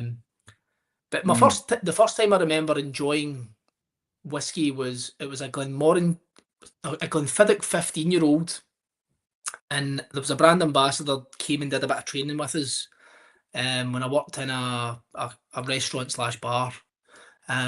And he talked us through the core range, and the benefit, obviously, him talking us through it, he wants us to upsell to our consumers, and then obviously they sell more liquid into us. I get that. But he was telling me about the 15-year-old Glenfiddich was a Solera vat, and how they never let it empty, and they always kind of pour in 15-year-old whiskey. So when you think about it, there's all these kind of 50, 60-year-old whiskies all kind of floating around in this big vat, and I bought into that. And that subjective, placebo effect of, oh my God, there's whiskey in there that predates my mum and dad. That's amazing, that story. That was probably the first time I thought about whiskey in a different way, other than I drink that to get really, really drunk when I've got not a lot of money. On my 18th birthday. But yeah, what about you? Did you ever have that moment of, I actually liked that this time? It was that Jameson's moment where I drank it for the sake of drinking it with loads of ice because I didn't like the taste. But that, if it wasn't for that broken ice machine in O'Donoghue's, I don't think I would be sitting here talking to you today. It was literally, I was like, oh, fuck, most people would have said, oh, well, I'll try something I actually like. And I'm like, no, I'm having that without the ice. Took a taste of it, and I was like, you know what? That doesn't actually taste that bad. And it kind of stuck with me. A couple of weeks later, I thought I'm going to try it again without ice, because it might have just been the moment, that kind of 3 sheets to the wind kind of already. So I tasted it again and said, no, I'm liking that. I think there's something here. So from that moment on, whenever I went out to the house party, I think it was a bottle of Jameson's, and then it was Dalwhinnie was the closest, because I did kind of think a little bit of a traitor drinking Irish whiskey, working in Scots bars and stuff, and I thought I need to find a Scottish equivalent, and it was Dalwhinnie that kind of tipped the scales. And yeah, it's just the more I learn about it, the more I kind of fluctuate between being a sherry slut to loving a bourbon cask or and everything in between. I love it. Yeah. On that, you're talking about the difference between a sherry slut quote or like into the bourbons. Like that's not. I wish I remember who used that phrase first, but I thought I that described me from. Although Dalwhinnie is kind of pure, or really, really bourbon-esque and vanilla and sweet custard creams and that kind of thing, I quickly fell into sherry, Glendronachs, Glenfarclas, Balvenis, and that became my kind of really big kind of passion. So yeah, it just described me. I thought I heard it must have been a podcast or something, sherry slut, and I thought, yeah, I'm stealing that. I thought we were talking about Diego again, because that's the name he goes by. Is it Sherry Hound? Oh, sorry, it's the Sherry Hound, isn't it? Sherry Hound. I went through a weird phase when I first started in whiskey where, like, I felt the need to, you feel the need to impress people a little bit on your knowledge when you're trying to get some sort of clout in your role or the industry that you're supplying to. And I went through a phase of loving sherried whiskies, or sherry finished whiskies. But speaking to the anoraks, because I had this privilege of meeting all these really important people in the beginning, and they would always tell you, try it when it's only been in bourbon. That'll give you the distillery character. So you almost feel like you need to regurgitate that story anytime you meet people and you go, oh, what's your style of whiskey? You go, well, anything that's been only bourbon only, because then that's your distillery character. You feel the need to regurgitate the story. But the longer I'm in the industry, the more I do think, I am a sherry slut as well. That is my go-to. That and Old Grain are my kind of that would be my flavour. I would kind of say, that's a bit of me. Yeah. Yeah, I certainly think there's truth in that. The bourbon cask, and certainly refill bourbons. And again, it's you talk about regurgitating the story. I was talking about this to my Americans this afternoon. Is if you want to know what a whiskey tastes like, refill bourbon casks, and that'll tell you, because there's no hiding place. That'll tell you if a distillery has good character, good spirit, because you can mask. You chuck something in a wine cask or a wet sherry finish or something like that. You can mask. You can hide a bad bourbon cask influence. Yeah. Especially if you're using a glass like this, get that. There's no place to hide, bringing it straight back. I like that. Yeah. Well, I haven't mentioned the company for a while, so I thought I'd bring it back in. Yeah. And as I say, the more I learn about it, the more I want to know where the flavour is coming from, and the best thing in that is bourbon cask. If you want to know where and I find myself thinking, okay, that's kind of, there's this estuary note that'll be coming from the fermentation, and then try to guess how long was that fermentation. Was it 70 hours? Was it 80 hours? Was it 120 hours? And trying to guess it, and then you get the great books like the Malt Yearbook from Ingvar Ronde. It has all that information at hand, so you can quiz yourself and try and pinpoint fermentation times or yeast styles, or and you can kind of go on your own little journey, which is phenomenal. At the end of the day, give me a Glendronach or a Glenfarclas or a Tamdhu and a big heavy sherry, and I'm happy. Any day. For me, it's the first stand. If I'm at a whiskey festival, it's the first place I'll go. It will be a big sherry bomb, famous distillery. It will be an Aberlour, a Glendronach, Glenfarclas. It will be one of those. That's home for me. But yeah, I do appreciate they all have a place, and they all have their own ideas and what they want their whiskey to be, how they want it to be presented to the market. Like a lot of startup distilleries get crazy advice from Shushed. Right. We've got more company. Is this another guest? Yeah, we've got just the dogs. They've been pretty good so far, actually. Impatient. Time for a walk, almost. Yeah. Nearly. But yeah, what I like hearing stories of distilleries when they're just starting up, getting advice from like famous whiskey consultants. You know, they'll help them give their distillery character the best chance of being really nice after it's matured. Like Darren Distillery, they exclusively mature in, I can't remember now, but it's some sort of wine cask, I believe. I've definitely butchered this story, but it's having that expertise of a consultant coming in and going, I've been in the industry all my life. If you give that 10 years in this type of wood, and that's what you see as your distillery character, that's going to do great for you. Put it in bourbon if you want, but this is my opinion. But I love all these kind of weird stories. We had a great story from Paul, who was last week's guest as part of the Arnaho distillery, and he was saying, when they got Jim McEwen on board, exactly that. It's like Jim was like, "What do you want the final product to be?" Because that's the end game. If I don't know what that is, then I won't be able to help you. So they're like, we want Isla in a glass that speaks about Isla the way no other distillery. And so he's like, well, how can we do that? Then you work back. You need this still. You need these kind of condensers. Your fermentation time. This is your yeast, and work back the way. You know what you're ending, and it's phenomenal. It's like there's not many people in the industry that have that.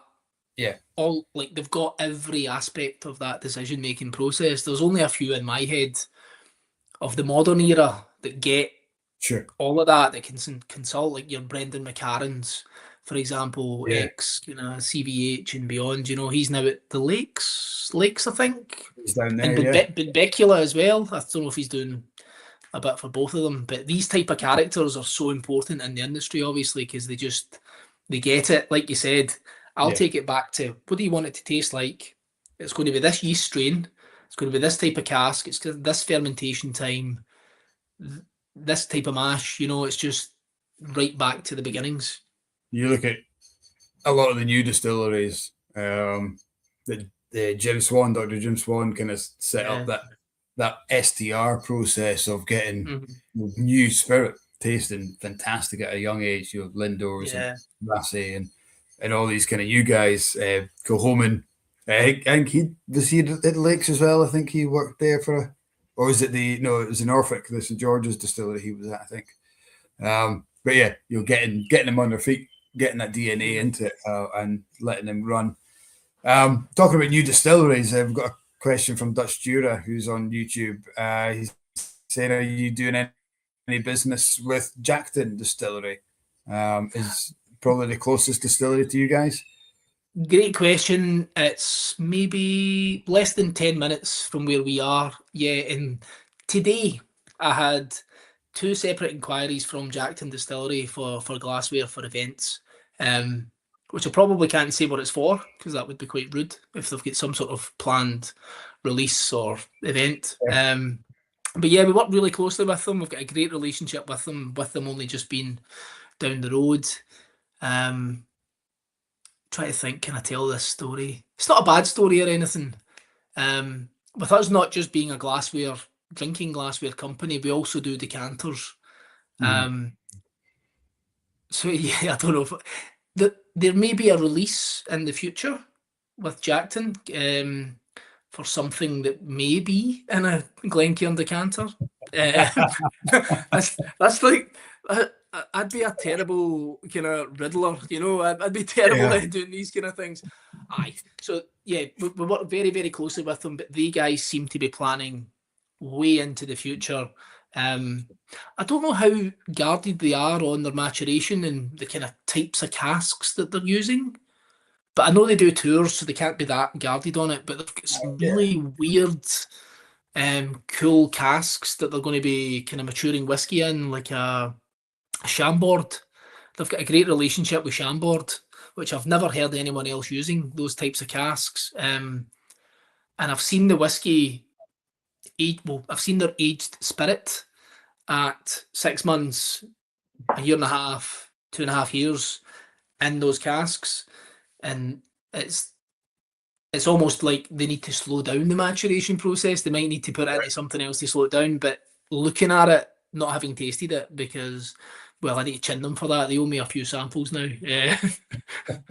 But yeah, I like what the guys are doing. Really small batch, really kind of quality over quantity stuff. But yeah, we work closely with them. Good stuff. And the other question that's come in, which is what I was going to ask you, as we kind of we've looked at the past and the present, into the future. Neil Laverty's asking, do you think there's still innovation within the whiskey glass? How can we improve on a Glencairn in terms of drinking experience or drinking? We thought, I hope you don't mind me showing this. Of course. Competitors, but without Glencairn, we wouldn't have competitors or other glass style really looking at how can we improve it. For me, this is not a competitor in the sense that people wouldn't pick this over a Glencairn for a drink, and they'd probably look at it and think, that looks fancy, that's a really nice style, but this bit here is Glencairn. Yeah. All they've done is it's a Glencairn on a wide stem with a bigger base. It's a play on a Capita, essentially, isn't it?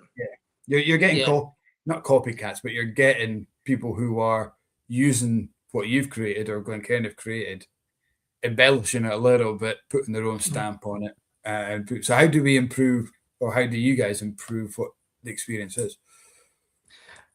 Big question.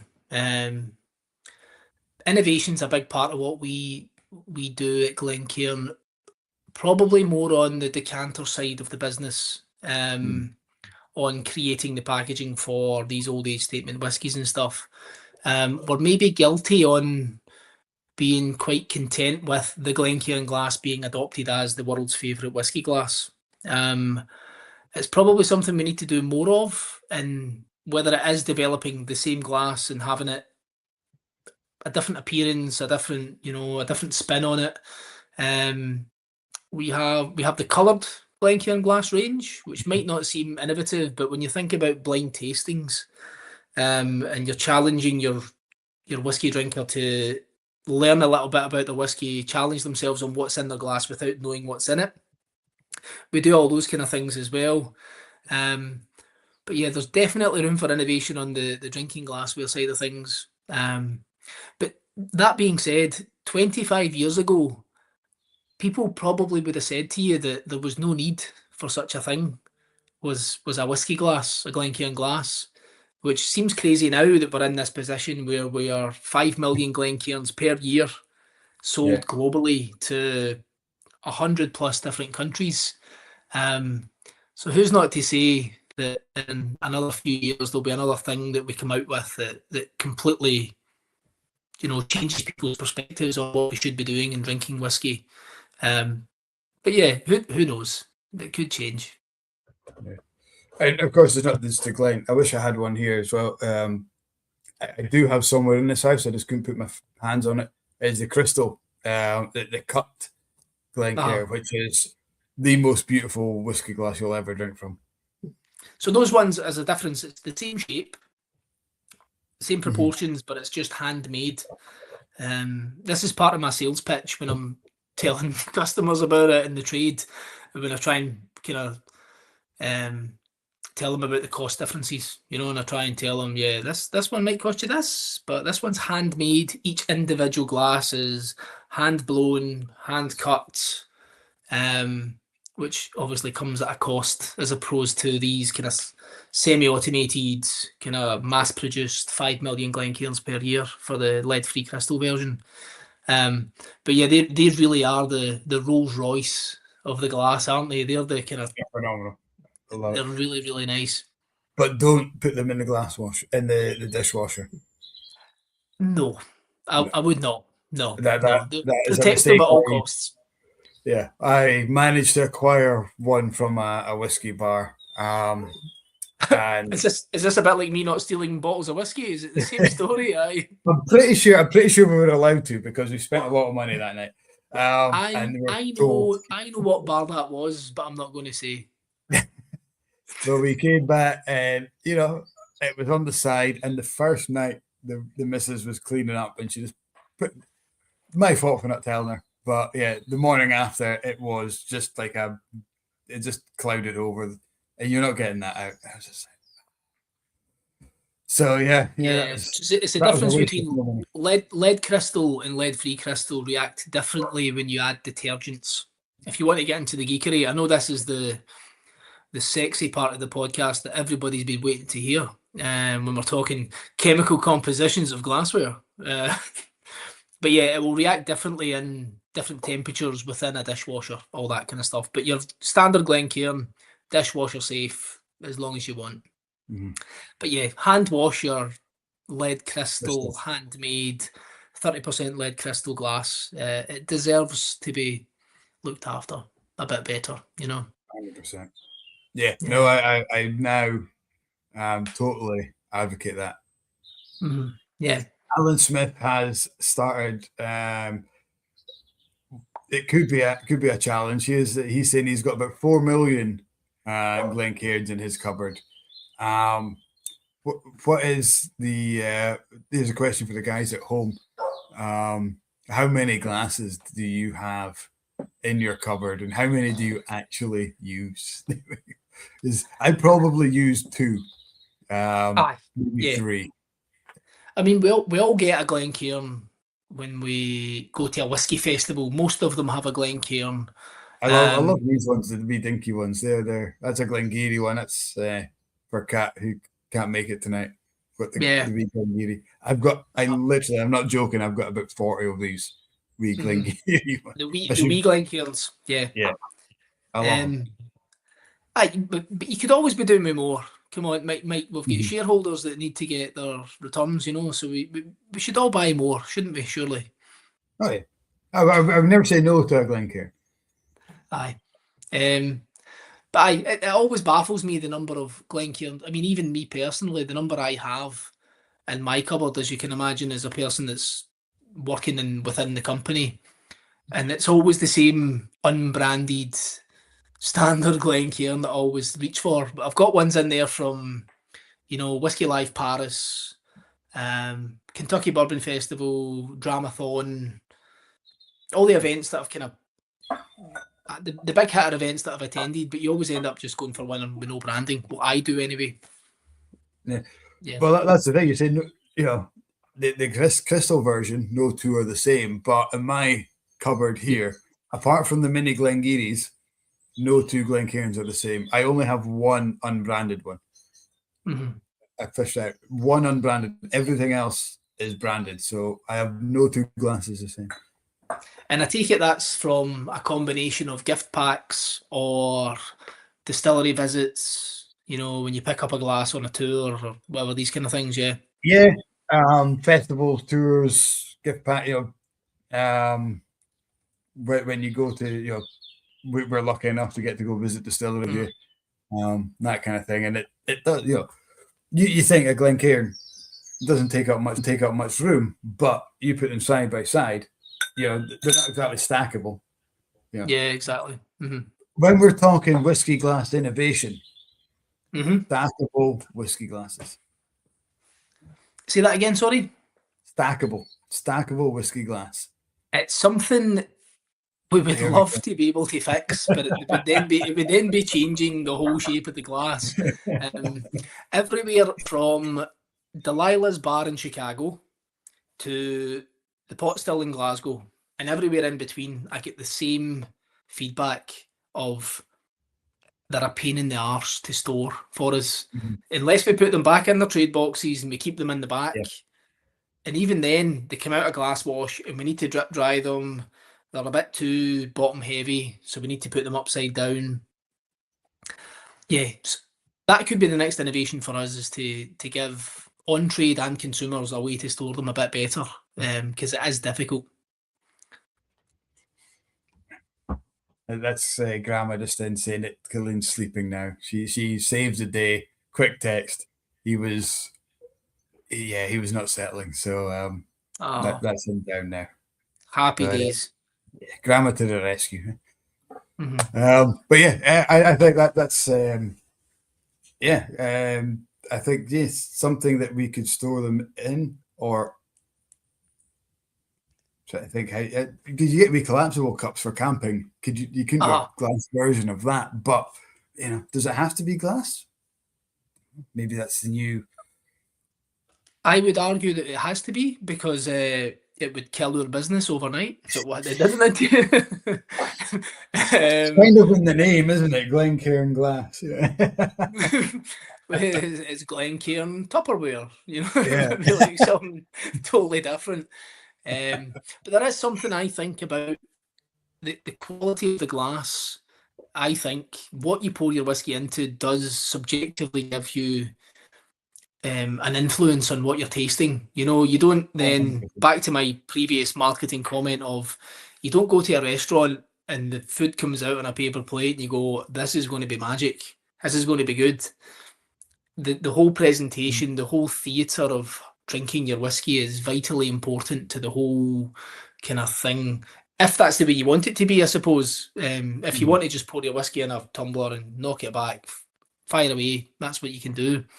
But yeah, we would always argue your best way of getting the most out of your whiskey would be in the Glencairn glass. That sounded like an advert there. That didn't mean to go down that road. Well rehearsed. You've said that before. I've said that 6 inches for the mirror every day for the past 6 months. and you can not hide behind, but you can laugh it off as marketing. But I think everyone who is watching tonight has drunk whiskey out of a Glencairn glass. And people who are going to be watching this back in the future, and people, I think it's just, as I say, synonymous. And Paul, I've mentioned him about 4 times this week, but he mentioned again is that he got into whiskey at the right time when whiskey, early 2000s, was becoming marketable. It was becoming a thing where people were getting interested in, and not just as a drink, but as an industry, as a tourism point, as a distillery centres were opening up, and he even mentioned Glencairn were coming on the go, and that was really kind of booting. And I think you guys got in there at the right time. It could have been, as you said, probably 40 years earlier, maybe, if Raymond had followed through that initial design. If Raymond had got his act together, he could have been another 50 million glasses into his journey. He'd be on he'd be on the moon right now. He'd be the first guy on the moon to have a house. When you think about the glass sales and the money involved and that kind of thing. How many Glencairns does it take to reach the moon and back? I'm annoyed with myself because this is something I know. I do know this statistic, but I can't recite it right now. This was one of these statistics that we put out on our 25-year anniversary. So when you think about 50 million Glencairns stacked one on top of the other, there was a statistic about the moon. It might have been to the moon and back, but that might also be complete nonsense. But it was something ridiculous like that. Wow, I'm almost tempted to type that into Google right now, but yeah, aye. I've just received, believe it or not, a WhatsApp from someone listening, talking about the way to fix storing your Glencairns, and I don't know if this is going to appear. And it's like the wine racks. Yeah, described as from Brian Malt Musings as hangers. He put a comment on saying, he put a comment saying, I've got hangers, which will store. So Brian, we used to do some whiskey tasting with Brian during the lockdown days. So great to have you on, Brian. Good to see you again. But yeah, when he mentioned hangers, I see his comment up here. Great hangers. I had in my head I don't know what he was talking about either to begin with. I'm thinking coat hangers that you just bend into the shape is what I kind of thought. But in the bar, in the Foghouse bar we've got, it's wine racks, basically wine glass racks. But we use these as our standard pour. and they fit into the wine racks perfectly. So you can just put them, knock them over. Quite handily, quite easily. It's these little buggers. You can't get them in that rack. This is slowly about to become a sales pitch. Forget the podcast. We're going to have to get you some Glencairns into Inverurie. I do know a company that does the racking for Glencairns, but they're based in North America. A company called Crescendo Media. Well, that's their business. I don't know what their kind of consumer-facing business name is, but they sent us some samples. We do loads of them. We supply them loads of glasses out to North America. But they do racking that goes alongside your wine glasses, goes alongside everything else that has a stem and a base. But they've created something for that, which has come with challenges, now I might say, because we get quite a lot of counterfeit Glencairns, as you can imagine, with the success of the glass. The proportions are similar, very similar, but it might be that the base is a bit wider, or it might be a bit thinner. So when Justin at Crescendo Media, his business is, he's got a lot of products that are associated with ours. So he does these wine rack style ideas where the Glencairn slots in, and he supplies them out to businesses in North America and beyond. So when they're buying these racks and then they've actually accidentally bought fake Glencairn glasses and they're trying to put them in the rack and it's just kind of knocking against it, and he's like, I'm getting messages saying, your glasses have changed. Is there a problem with these? You're going to have to talk to someone about this. And then it becomes that whole, it's not us, it's them. And yeah, which is a constant battle for us. You know, earlier I mentioned that we now have a China market manager or an Asia market manager. Yeah. And trying to get a placehold in the Chinese market for the Glencairn Glass and all the other magical products that we do. It's extremely difficult because as a country, they're so proud of what they've achieved in the replica market, to make it a polite kind of saying. You know, they take pride in saying that you could buy a Louis Vuitton bag from Louis Vuitton, but we can do it for half the price. And it's the same materials, it's the same metalware, it's everything. So yeah, being out there and seeing all these big brands using fake Glencairns is difficult for us. But it's just part and parcel of the industry that we're in. Who do we have here? Is this a spaniel? No. Yes, this is Lilo. This is one of our spaniels. She's the more flexible one. The older one probably couldn't jump up anymore. Hello. Yes, I see you. What do you think of this? You gonna have a whiskey? No. This is Lilo. Must be a Capita Glass fan, because that was in a Glencairn. That's the problem. She's I see you. Yeah, that's my ear. Come on. So both at the same time, Diego and Dave Ferguson came up with 3.34 billion, which I imagine must be the amount of Glencairn glasses to the moon. Is that just to the moon or the moon and back? Yeah, we need to know. These are the questions that people, your viewers, really, really want to know. This is the stuff that keeps people up at night, isn't it? I'm going to be asking myself when I get to bed tonight is, how much whiskey would it take to fill those Glencairn? That's the next question. Yeah, that we need to get to the bottom of.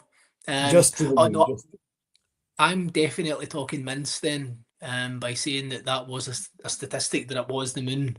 It must have been the app to break the Earth's atmosphere. I don't know. There was one of these marketing kind of things that we put circumference of the Earth or something like that, maybe. Yeah. I really should know these things. We have Reb, or Mordecai is on. He's a regular viewer. He has said, why? Oh no, sorry. He's been collecting Glencairn glasses for decades. He's noticed that the rims on the old ones from 20 years ago are thicker. Today's Glencairn rims are definitely thinner. Just saying. He's added that, just saying. He's not wanting an argument, he's just saying. Well, so I've only been there 5 years. So I can't kind of give you inside knowledge on why it's maybe changed from 20 years ago to now. But I do know that the grade of glass that we are now, lead-free crystal, is to the best of my knowledge what we've used most of the time. We've been producing glass. It may be that it was a cheaper type of glass before, and that we've decided to improve on the quality of the glass. So a lot of people associate quality with thickness or weight, which isn't the kind of full story. It might be true, but it also might not be. But if you've got a kind of delicate, thin, high clarity piece of glass compared to a kind of thick, dense, cloudy kind of piece of glass, it might not tell the full story. But yeah, I'm not pitching for a fight here, but I'm just kind of fighting my corner, you know. I think I mean, first and foremost, I think Reb deserves a well done for collecting Glencairn for decades. Yeah, he should definitely email me and get some sort of prize. He's been building our business for 20 years. Yeah. He's not saying he's paying for them; he's just collecting them. It's a bit like how I've acquired my whiskey and how you acquired that cut Glencairn again, Mike. Yeah. Exactly. Dave Ferguson did comment earlier on. He said, do we use the code Darren25 to get 25% off the Glencairn website tonight? My personal email is yeah. If anyone's listening and wants a deal, then obviously they can message me direct and we can maybe sort something out. 99.9% sure we could sort something out for people. No problem. Brilliant. There we go. So guys, if you're watching tonight, Darren's What's Up is going to go mental. Yeah. Don't message me.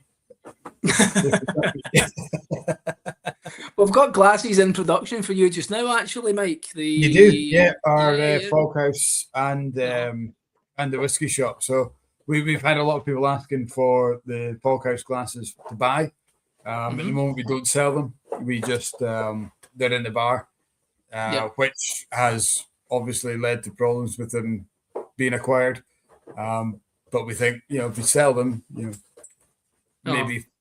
So they will be coming up for sale as soon as your production run is through. So, yep, no, definitely. My argument for that about people stealing the glasses is free marketing for a start. They've got your glass in the house. We would always argue that because it suits us, obviously, that you would buy more. But maybe do unbranded glasses for the bar because people are going to steal them, aren't they? Really, let's be honest. We're probably both guilty of that ourselves. I remember a few years ago, Stella were doing those lovely chalice kind of stem thing. Oh, they were gorgeous, lovely piece of glass. Now that I work in the glass industry, I can appreciate the cost implications for Stella to put those out. There was like a 4-part decoration process on them, gold rim, 2-part colour print, soda lime glass, but there's kind of nucleated glass, stem, base. Very expensive, and I remember taking a couple home, not thinking much of it. So I can appreciate you, Mike, as a business owner, that people keep stealing glasses and it directly affects you. It's a different story, So maybe unbranded glasses in the bar, decorated glasses behind the bar for sale. I'll take that on board. Nice. David Stick is still watching, which is great. And he says that's great because we're ordering Glencairns for next year's festival. You heard it here first, guys. Exclusive, I think. The Indie Fest. Cheers. Chink. Yeah, which I haven't been, right, which is quite sad. I've never been to the festival, but when you think of festival concepts, and we're talking about innovation as well within the whiskey industry, if you've been to one whiskey festival, it's much the same brands you always tend to see represented in the room. But to have a whiskey festival that is purely indies in the room is just one of the most brilliant concepts for an event I've ever thought of, And just so dedicated to the whiskey drinker rather than the stag party or the guys in the street who want to piss up, which let's not take away from them, those guys are probably making up 90% of the whiskey drinkers. Yeah. They do a massive job for the whiskey industry. But to have that festival that is dedicated to people who want to appreciate the sip, the savor, to really engage, it's just such a great concept. Great concept, yeah. And David, thank you for supporting us again. Thank you. That sounds great. Reb has come back. He's saying he's paid for every one of his glasses, which is even better news, Reb. He judges the quality of his glass by gently hitting it with a spoon. The cleaner the musical note, the better the quality. Glencairn glasses have a lovely round musical note. That's part of my terrible sales pitch when I'm out on the road and I'm visiting distilleries that use our competitors' glasses. I'll give it the lead crystal ting, compared to like the kind of clunky soda lime glass. It's became quite a running joke in our place. So you mentioned the Stella glasses. Have you turned into, like, you walk into a bar or you walk into a shop or wherever you are and say, "Oh, look at that glass! Isn't that a good glass?" Are you that guy? I've became a bit of a weirdo when it comes to glassware, and my other half hates me for it. Like, this is the first thing I do anytime I'm served a drink in any bar. See, and I'll look at the base like a mad weirdo, like I'm checking it out, like I'm looking at the back of it to check out the supplier, and I go, "Oh yeah, that's Atlantis. They're based in Portugal. Oh, wait till I tell you about them. They're a family-owned business. Have been supplying." And she goes, "Shut up. Well, it's just a glass." "No, it's not just a glass. It's not. Wait till I tell you this." People's careers have been built on that glass. You need to know it. Mine specifically, so you can't just say it's just a glass. But no, I can't help but be a glass snob working in the industry I am. But we feel so highly that the glass is important in the whole kind of theatre of having a drink. Not as important as what's in the glass, because that is vitally important to why you've made a decision to use a decent glass to appreciate it. But yeah, anytime I'm in a bar or a fancy bar, should I say, where you expect them to serve it in a certain way and it comes out not the way you expect it, you subjectively think, what's the point? Why have you went to all that effort to shake the cocktail, make your garnishes, people spray them with gold foil and all that, and then you put it in a terrible wee glass? It just doesn't make sense to me. Yeah. But, yeah. Alan is saying Darren can start his own glass company with a toffee hammer logo. I meant to say earlier when you were saying about testing your glasses with a spoon, it should be a toffee hammer. That's exactly what it should be. The toffee hammer is perfect for testing the durability of your glass. We're going to revisit this toffee hammer thing, and I think there's legs on that. We need to we'll get a logo. Diego, we'll promote it. He'll be our European sales ambassador. No, he's got to be like, I'm giving away too much. You won't believe me when I say this, right? Because it just seems like you've brought that up, and I'm going to make some shite up. I was on the phone to Diego 2 days ago, and we were talking about toffee hammers. No word of a lie. And yeah, Diego has plans for the toffee hammer and how we take such a small joke amongst maybe 3 or 4 people and make it the most ridiculous thing imaginable, and it all revolves around that toffee hammer story. And to give too much away, when you think about the Keepers of the Quake and the whole ceremonial aspect of becoming a keeper, the toffee hammer has a place, and it might be more important. It might just be bigger. I don't know. It might be. I mean, you think back 250 years ago, distillers had a wee confab like we're having now and said, you know what, we can sell this stuff. And, many would have thought nobody will buy that. And here we are. So yeah, it's think, the next big thing. We're bringing it back. Yeah. Oh my god, the conversation we had 2 days ago about this was the kind of thing that would get you locked up. You know, it was like you shouldn't have spent that much time on this conversation. You would think you'd absolutely done your nut. You had lost the plot. I really wish I was part of that now. That's the kind of conversations I like.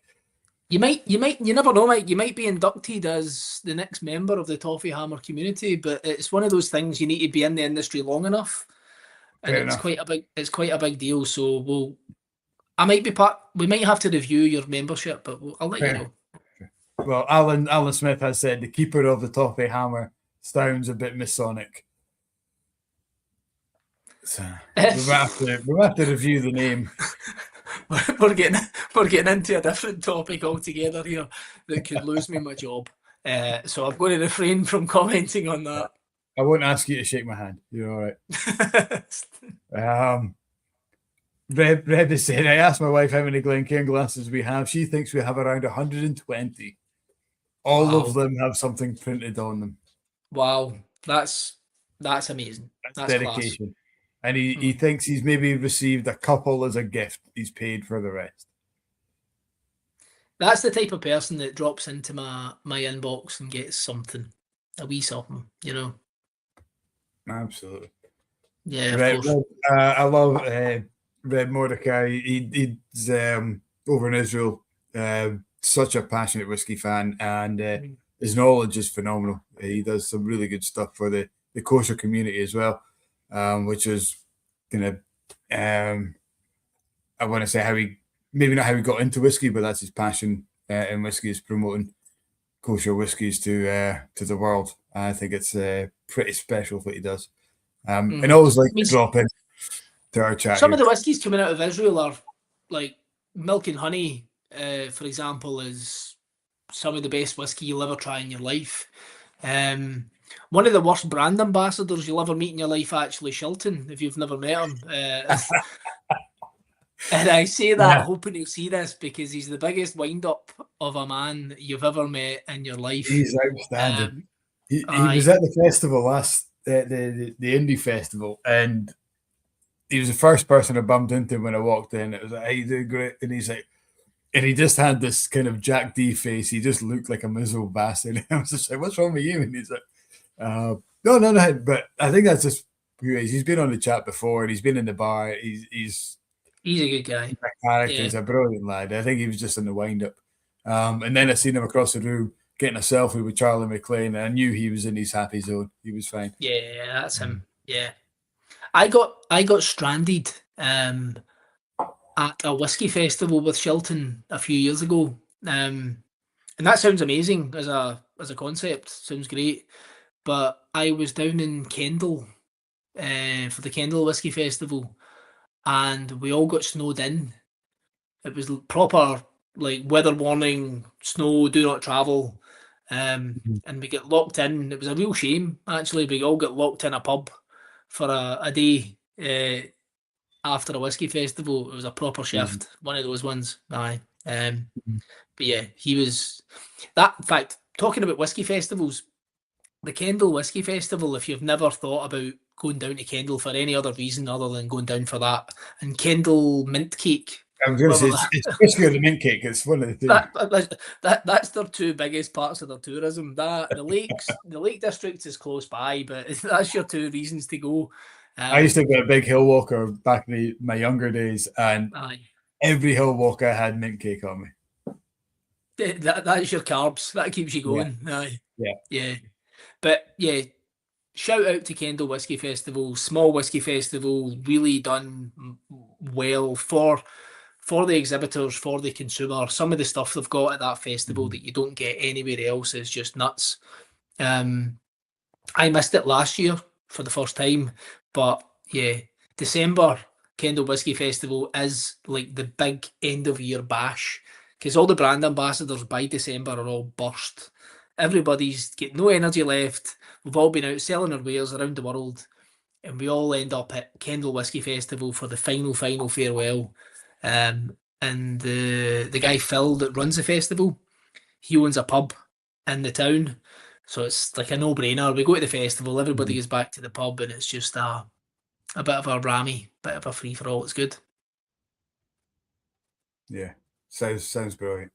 Alan saying, who's online, he's saying it's the weather that always scares him off. He's scared he doesn't get home. This year it's the 4th and 5th of December. It's the best festival in England. That comes from Brian at Malt Musings. Oh yeah, of course. Honestly, I mean, I try and remain neutral in my opinions on things, being someone who supplies to all these different types of events and stuff. But Kendall's got a special place in my heart as an event. So does, if you've never been to Clackmannanshire, as Alloa, they do a fantastic, really small niche festival as well, run by Graham and Serena. As another one that's on my kind of it's a bucket list one, I think, for people that like their whiskey. Maybe not to the extent of a Whisky Life Paris, Whisky Exchange London, all these kind of big hitter kind of ones. But they too are like nuts. Really good shows. Yeah. I don't know about you, Mike. Do you get a chance to actually get out to shows, or is it business as usual? You need to be at the shop. Most of our work is weekend, so the chance, I always make a point of the indie festival. That's the, and I've been, let's say, I was at the Elgin one. I just don't get the chance, unfortunately. I'd love to, and I would love to be in a place where I can say, you know what, solve that weekend business. I'm going to close up and take the team down, and we'll do a festival. But one day. We've spoken a lot about doing our own whiskey festival in Inverurie, so maybe one day we'll get that. Well, I think that's the cheat code for having a good festival. Actually, is having a good retailer on site. I think a lot of whiskey festivals struggle when they don't have a shop, like a retailer attached to the event. When they try and do it themselves, or whether they try and shoehorn in some unknown brand, it doesn't tend to work. So I think there's definitely a place for you guys. Aberdeen as well, close enough by, is booming for whiskey now. Like, there's a whiskey shop, not a whiskey shop, sorry. Another whiskey bar opened there, a whiskey shop as well. There's loads happening. Nick's got a fantastic shop, and they just launched, I think, as part of their 15-year anniversary last year. They did a whiskey festival, and are launching it. I think they've kind of put it into the calendar. They're doing an annual thing. So I think the drive, but there's lots of little festivals in Aberdeen, and I think that's the one that I can see that, because Nick's running it, the whiskey shop is running it. I think that'll be the big one. I can see that becoming a mainstay in the calendar, which is great. I love Nick. I think he's such a good guy. Great shop, as well. Promoting the opposition, but we like to do that. Which is what we said off air. We said this just before we came on, was that it's such a weird industry to be a part of, where we're all genuinely, not even secretly, genuinely supporting one another. Like all the whiskey brands, when I first started in the industry, I couldn't believe that going up to Speyside, if something went wrong at a distillery in at Glenfiddich, or I don't know, like a Ballindarloch, they would phone around each other. Or in fact, this is more prominent on Islay. If something goes wrong on Islay, the community gets together and they fix the problem at the distillery. As much as Bowmore is owned by a big global corporation, your Lagavulin is owned by Diageo. Something goes wrong on that island, it's people that fix it, and they're all in this same journey together. So you saying that the Aberdeen whiskey shop, Inverurie whiskey shop, you guys want to see each other do well. You're in direct competition. It's such a strange thing for people that aren't in the industry to understand, But it just is that way. It's so weird, because when we opened, Nick had been 5 years, I think, in Aberdeen. So the next one was Huntly, the Duncan Taylor shop. So independent shop. And there was nothing really in between. So when we opened, I thought we were maybe a bit conflicting, but nobody complained. Nobody kind of batted an eyelid, and it was and then we started to see Ellen Whisky Shop and the Whiskey Hammer guys and Pit Medin, Peter Head opened the shop. And then you start to see, from my point of view, I'm thinking the demand is there. People are. That's a good sign. The problem comes when these shops start closing, because that's where the worry is, that people aren't interested in your product anymore. And the fact that there's so much interest in it and people are jumping on it and booming on it is great for the industry. So, and Nick will offer different things that I do, and I offer different things that the Turriff Whisky Shop, or it's weird because certain independent bottlers sell really well with us. Aberdeen struggle with, or Ellen struggle with, and whatnot, but and vice versa. It's like, why are you buying so much? How can you go through so much of X indie bottler? We can't shift the stuff. It's just different demographics. So different demographics, different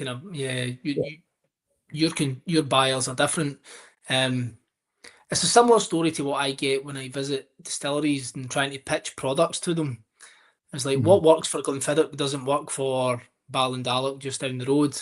Or if I go to Glendronach, that doesn't then work for, Glenmurray. They've just got different people coming in the door, But the best product that you have for us, and I need to order more, and I completely forgot about it when I put in my last order, is the travel cases. Aye, yeah. Because a lot of our customers are coming from Speyside to the airport. And it's like, those they are sturdy.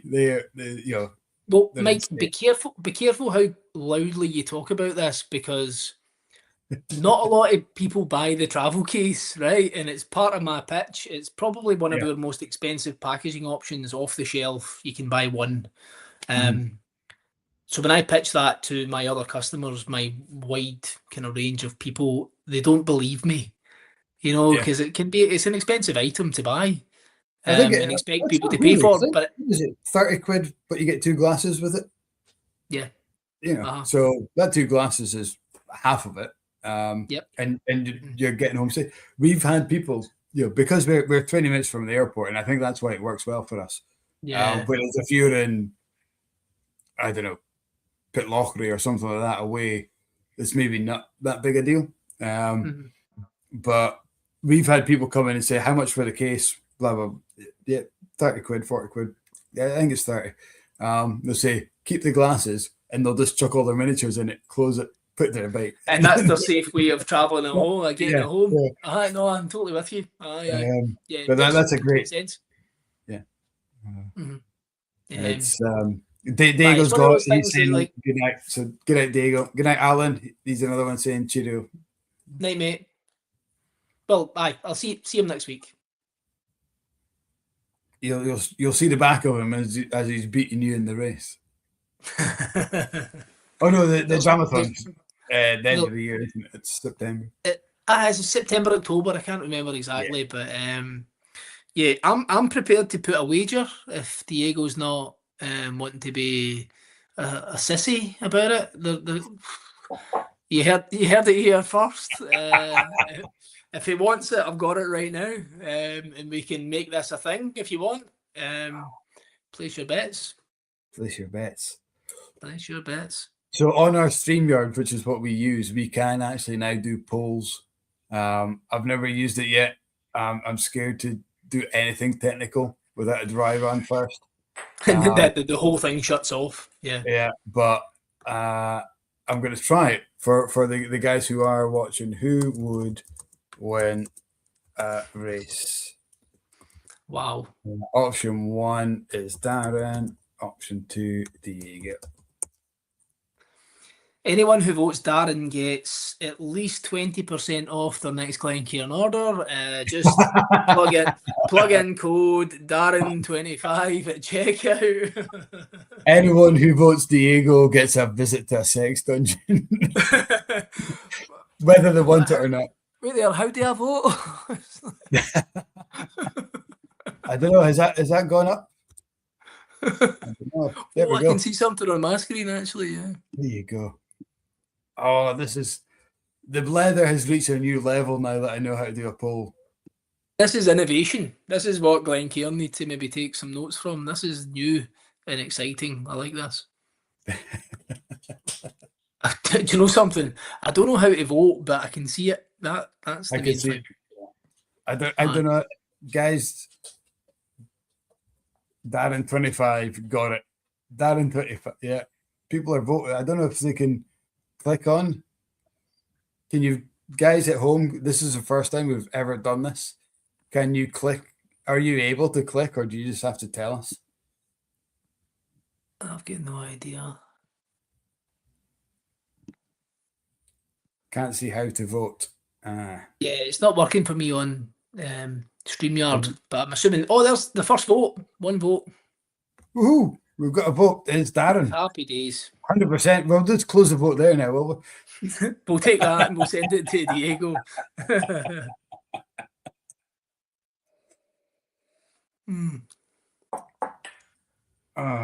Who did the vote? Can I go back in? This is new ground for me. So I can't even see who voted anymore. It must be blind voting. It's a bit like politics. You don't know until the end. Yeah. Like who voted not to increase, single parent child benefit tax. All these people that voted against it. Then you find out at the end it's one of those ones. Yeah. So Dave Packerson voted by putting number. Did you vote by putting number 1 in there, Dave? Just by saying 1. Is that what counted in your vote?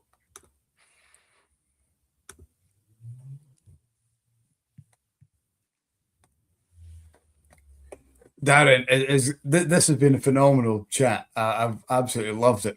But if we can figure out a poll, then you will go down in Blether history as an innovator. This is the innovation that we wanted. And testament to us at Glencairn, who are big on innovation,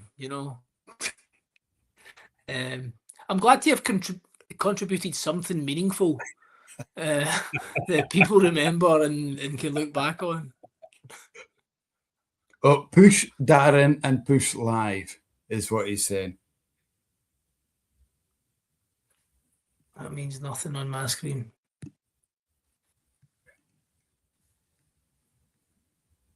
Oh dear. So on the actual screen, I think if you click Darren,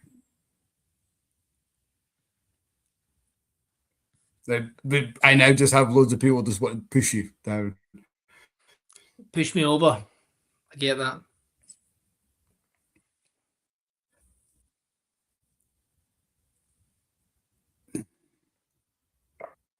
By next week, we will know how the poll works. At the moment, I mean, everyone who's asking is doing number 1. I'm now getting texts from Diego about toffee hammers. I better not show you.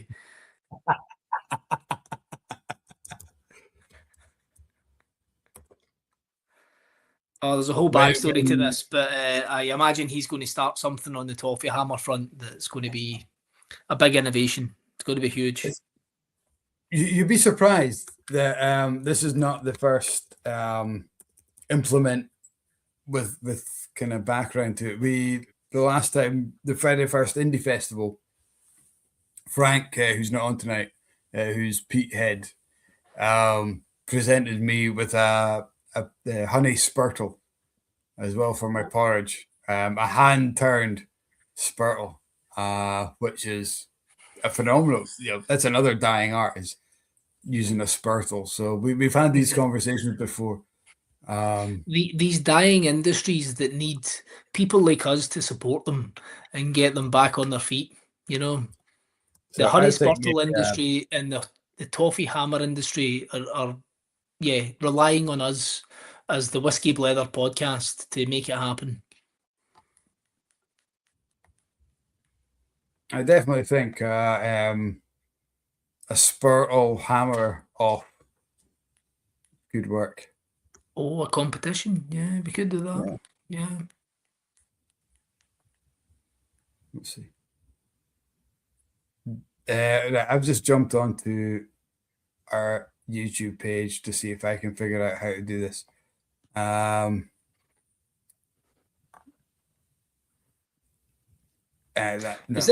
Mike? Is this normally how the podcast goes? Does it normally descend into?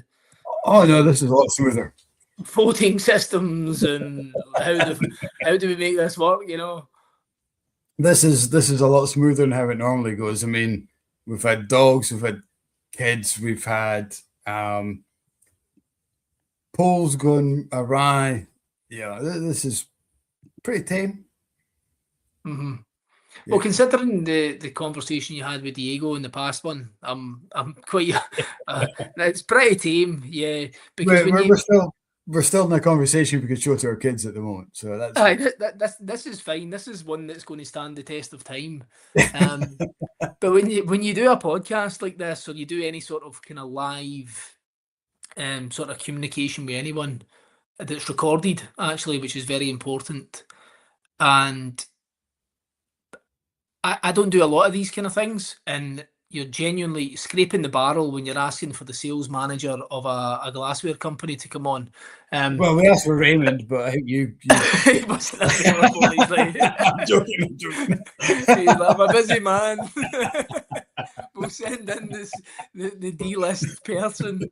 But when you get asked to come on these kind of things, and you go, right, okay, I better get an understanding of what kind of questions are going to be said, whether I need to prep or what. And when you get a response back, when you ask them, what's the kind of conversation going to be?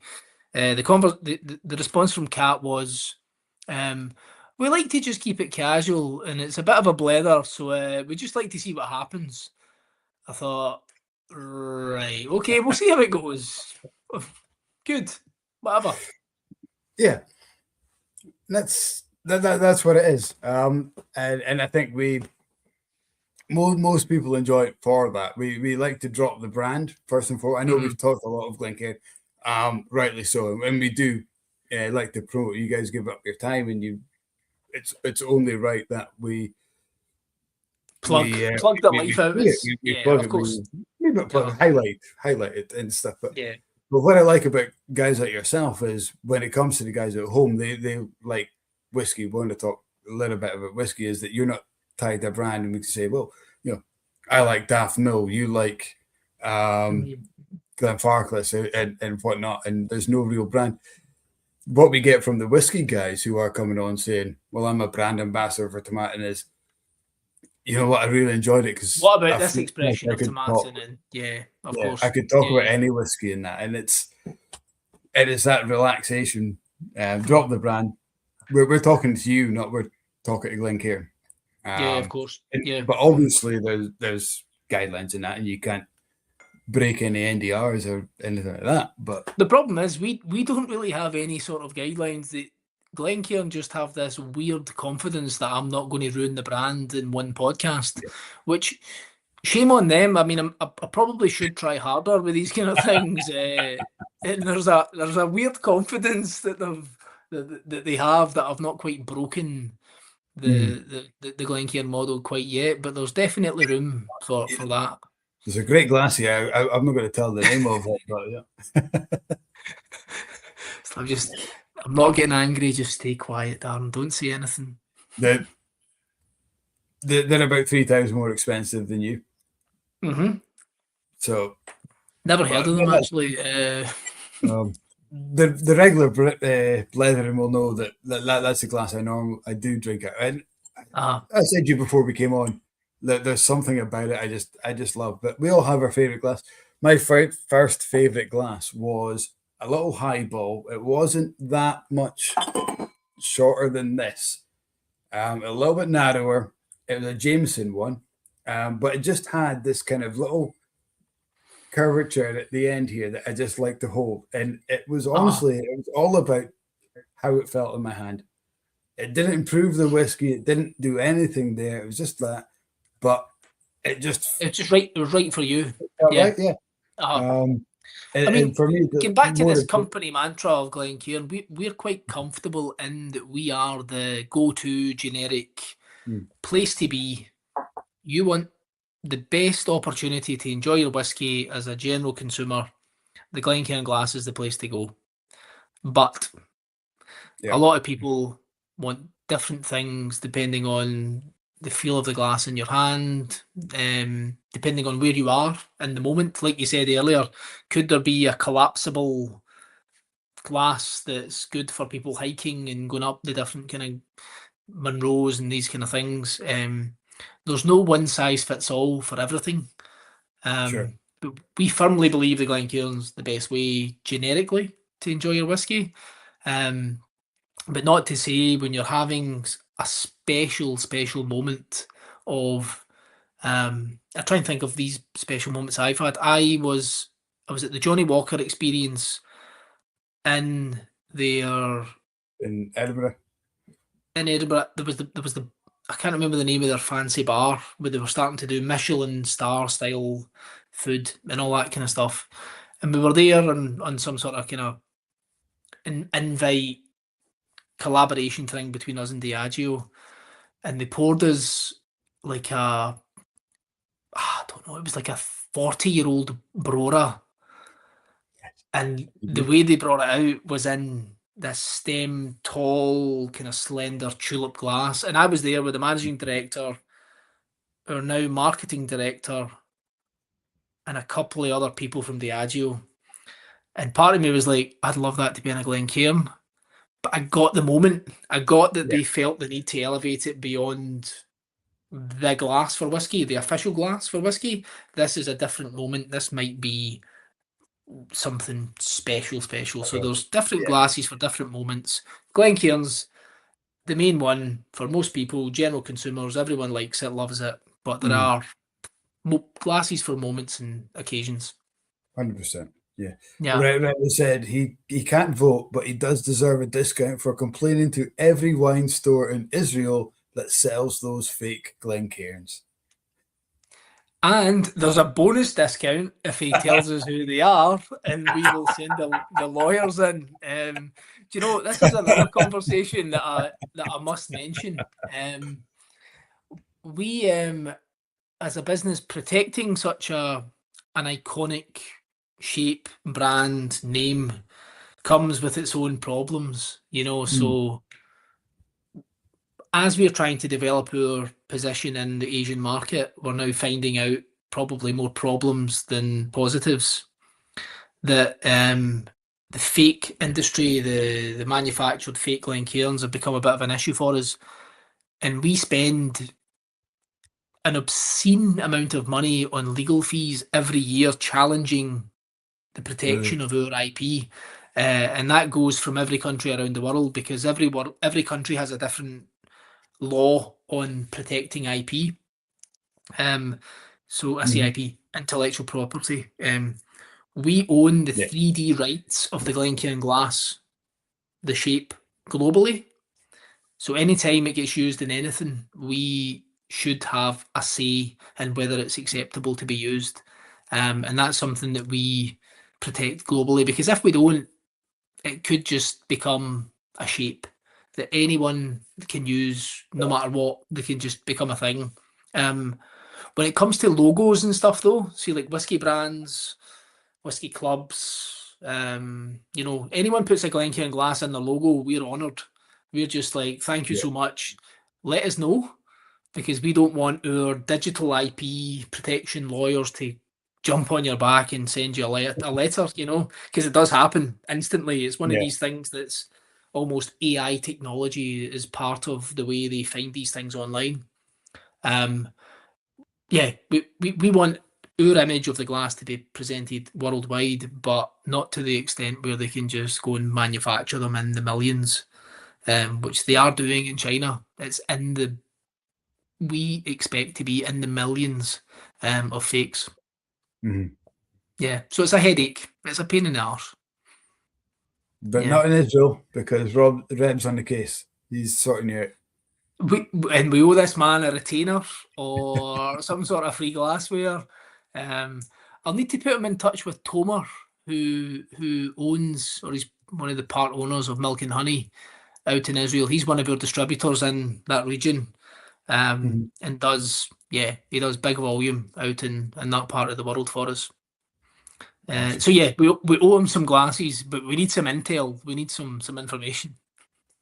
Oh, well, happily to make the introduction. From a serious point of view, I think Reb is you got such a foothold in Israeli whiskey and that you'd be a great connection for you.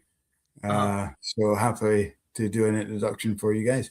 Darren, I think it's been an absolute phenomenal Blether. It's been so much fun. I'm gutted that Kat can't be here tonight. I think she would have loved your patter.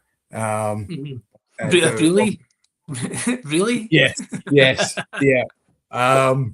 I am the whiskey guy. I am the one that keeps us on whiskey tracks. Kat, you would have been talking turnips and tatties and farmyard animals till you came home. If Kat was on, I've seen a lot of the previous kind of people that's been on, and very impressed with the kind of people you've had on, man. Like really some big hitters, which made me think. Like I said before, we're really scraping the barrel now. We were getting the sales manager on from Glencairn. That's really getting to the depths of hell, I don't think so. I've seen the way some of these conversations go, and I feel like you are the guy to kind of steer it back in the right direction.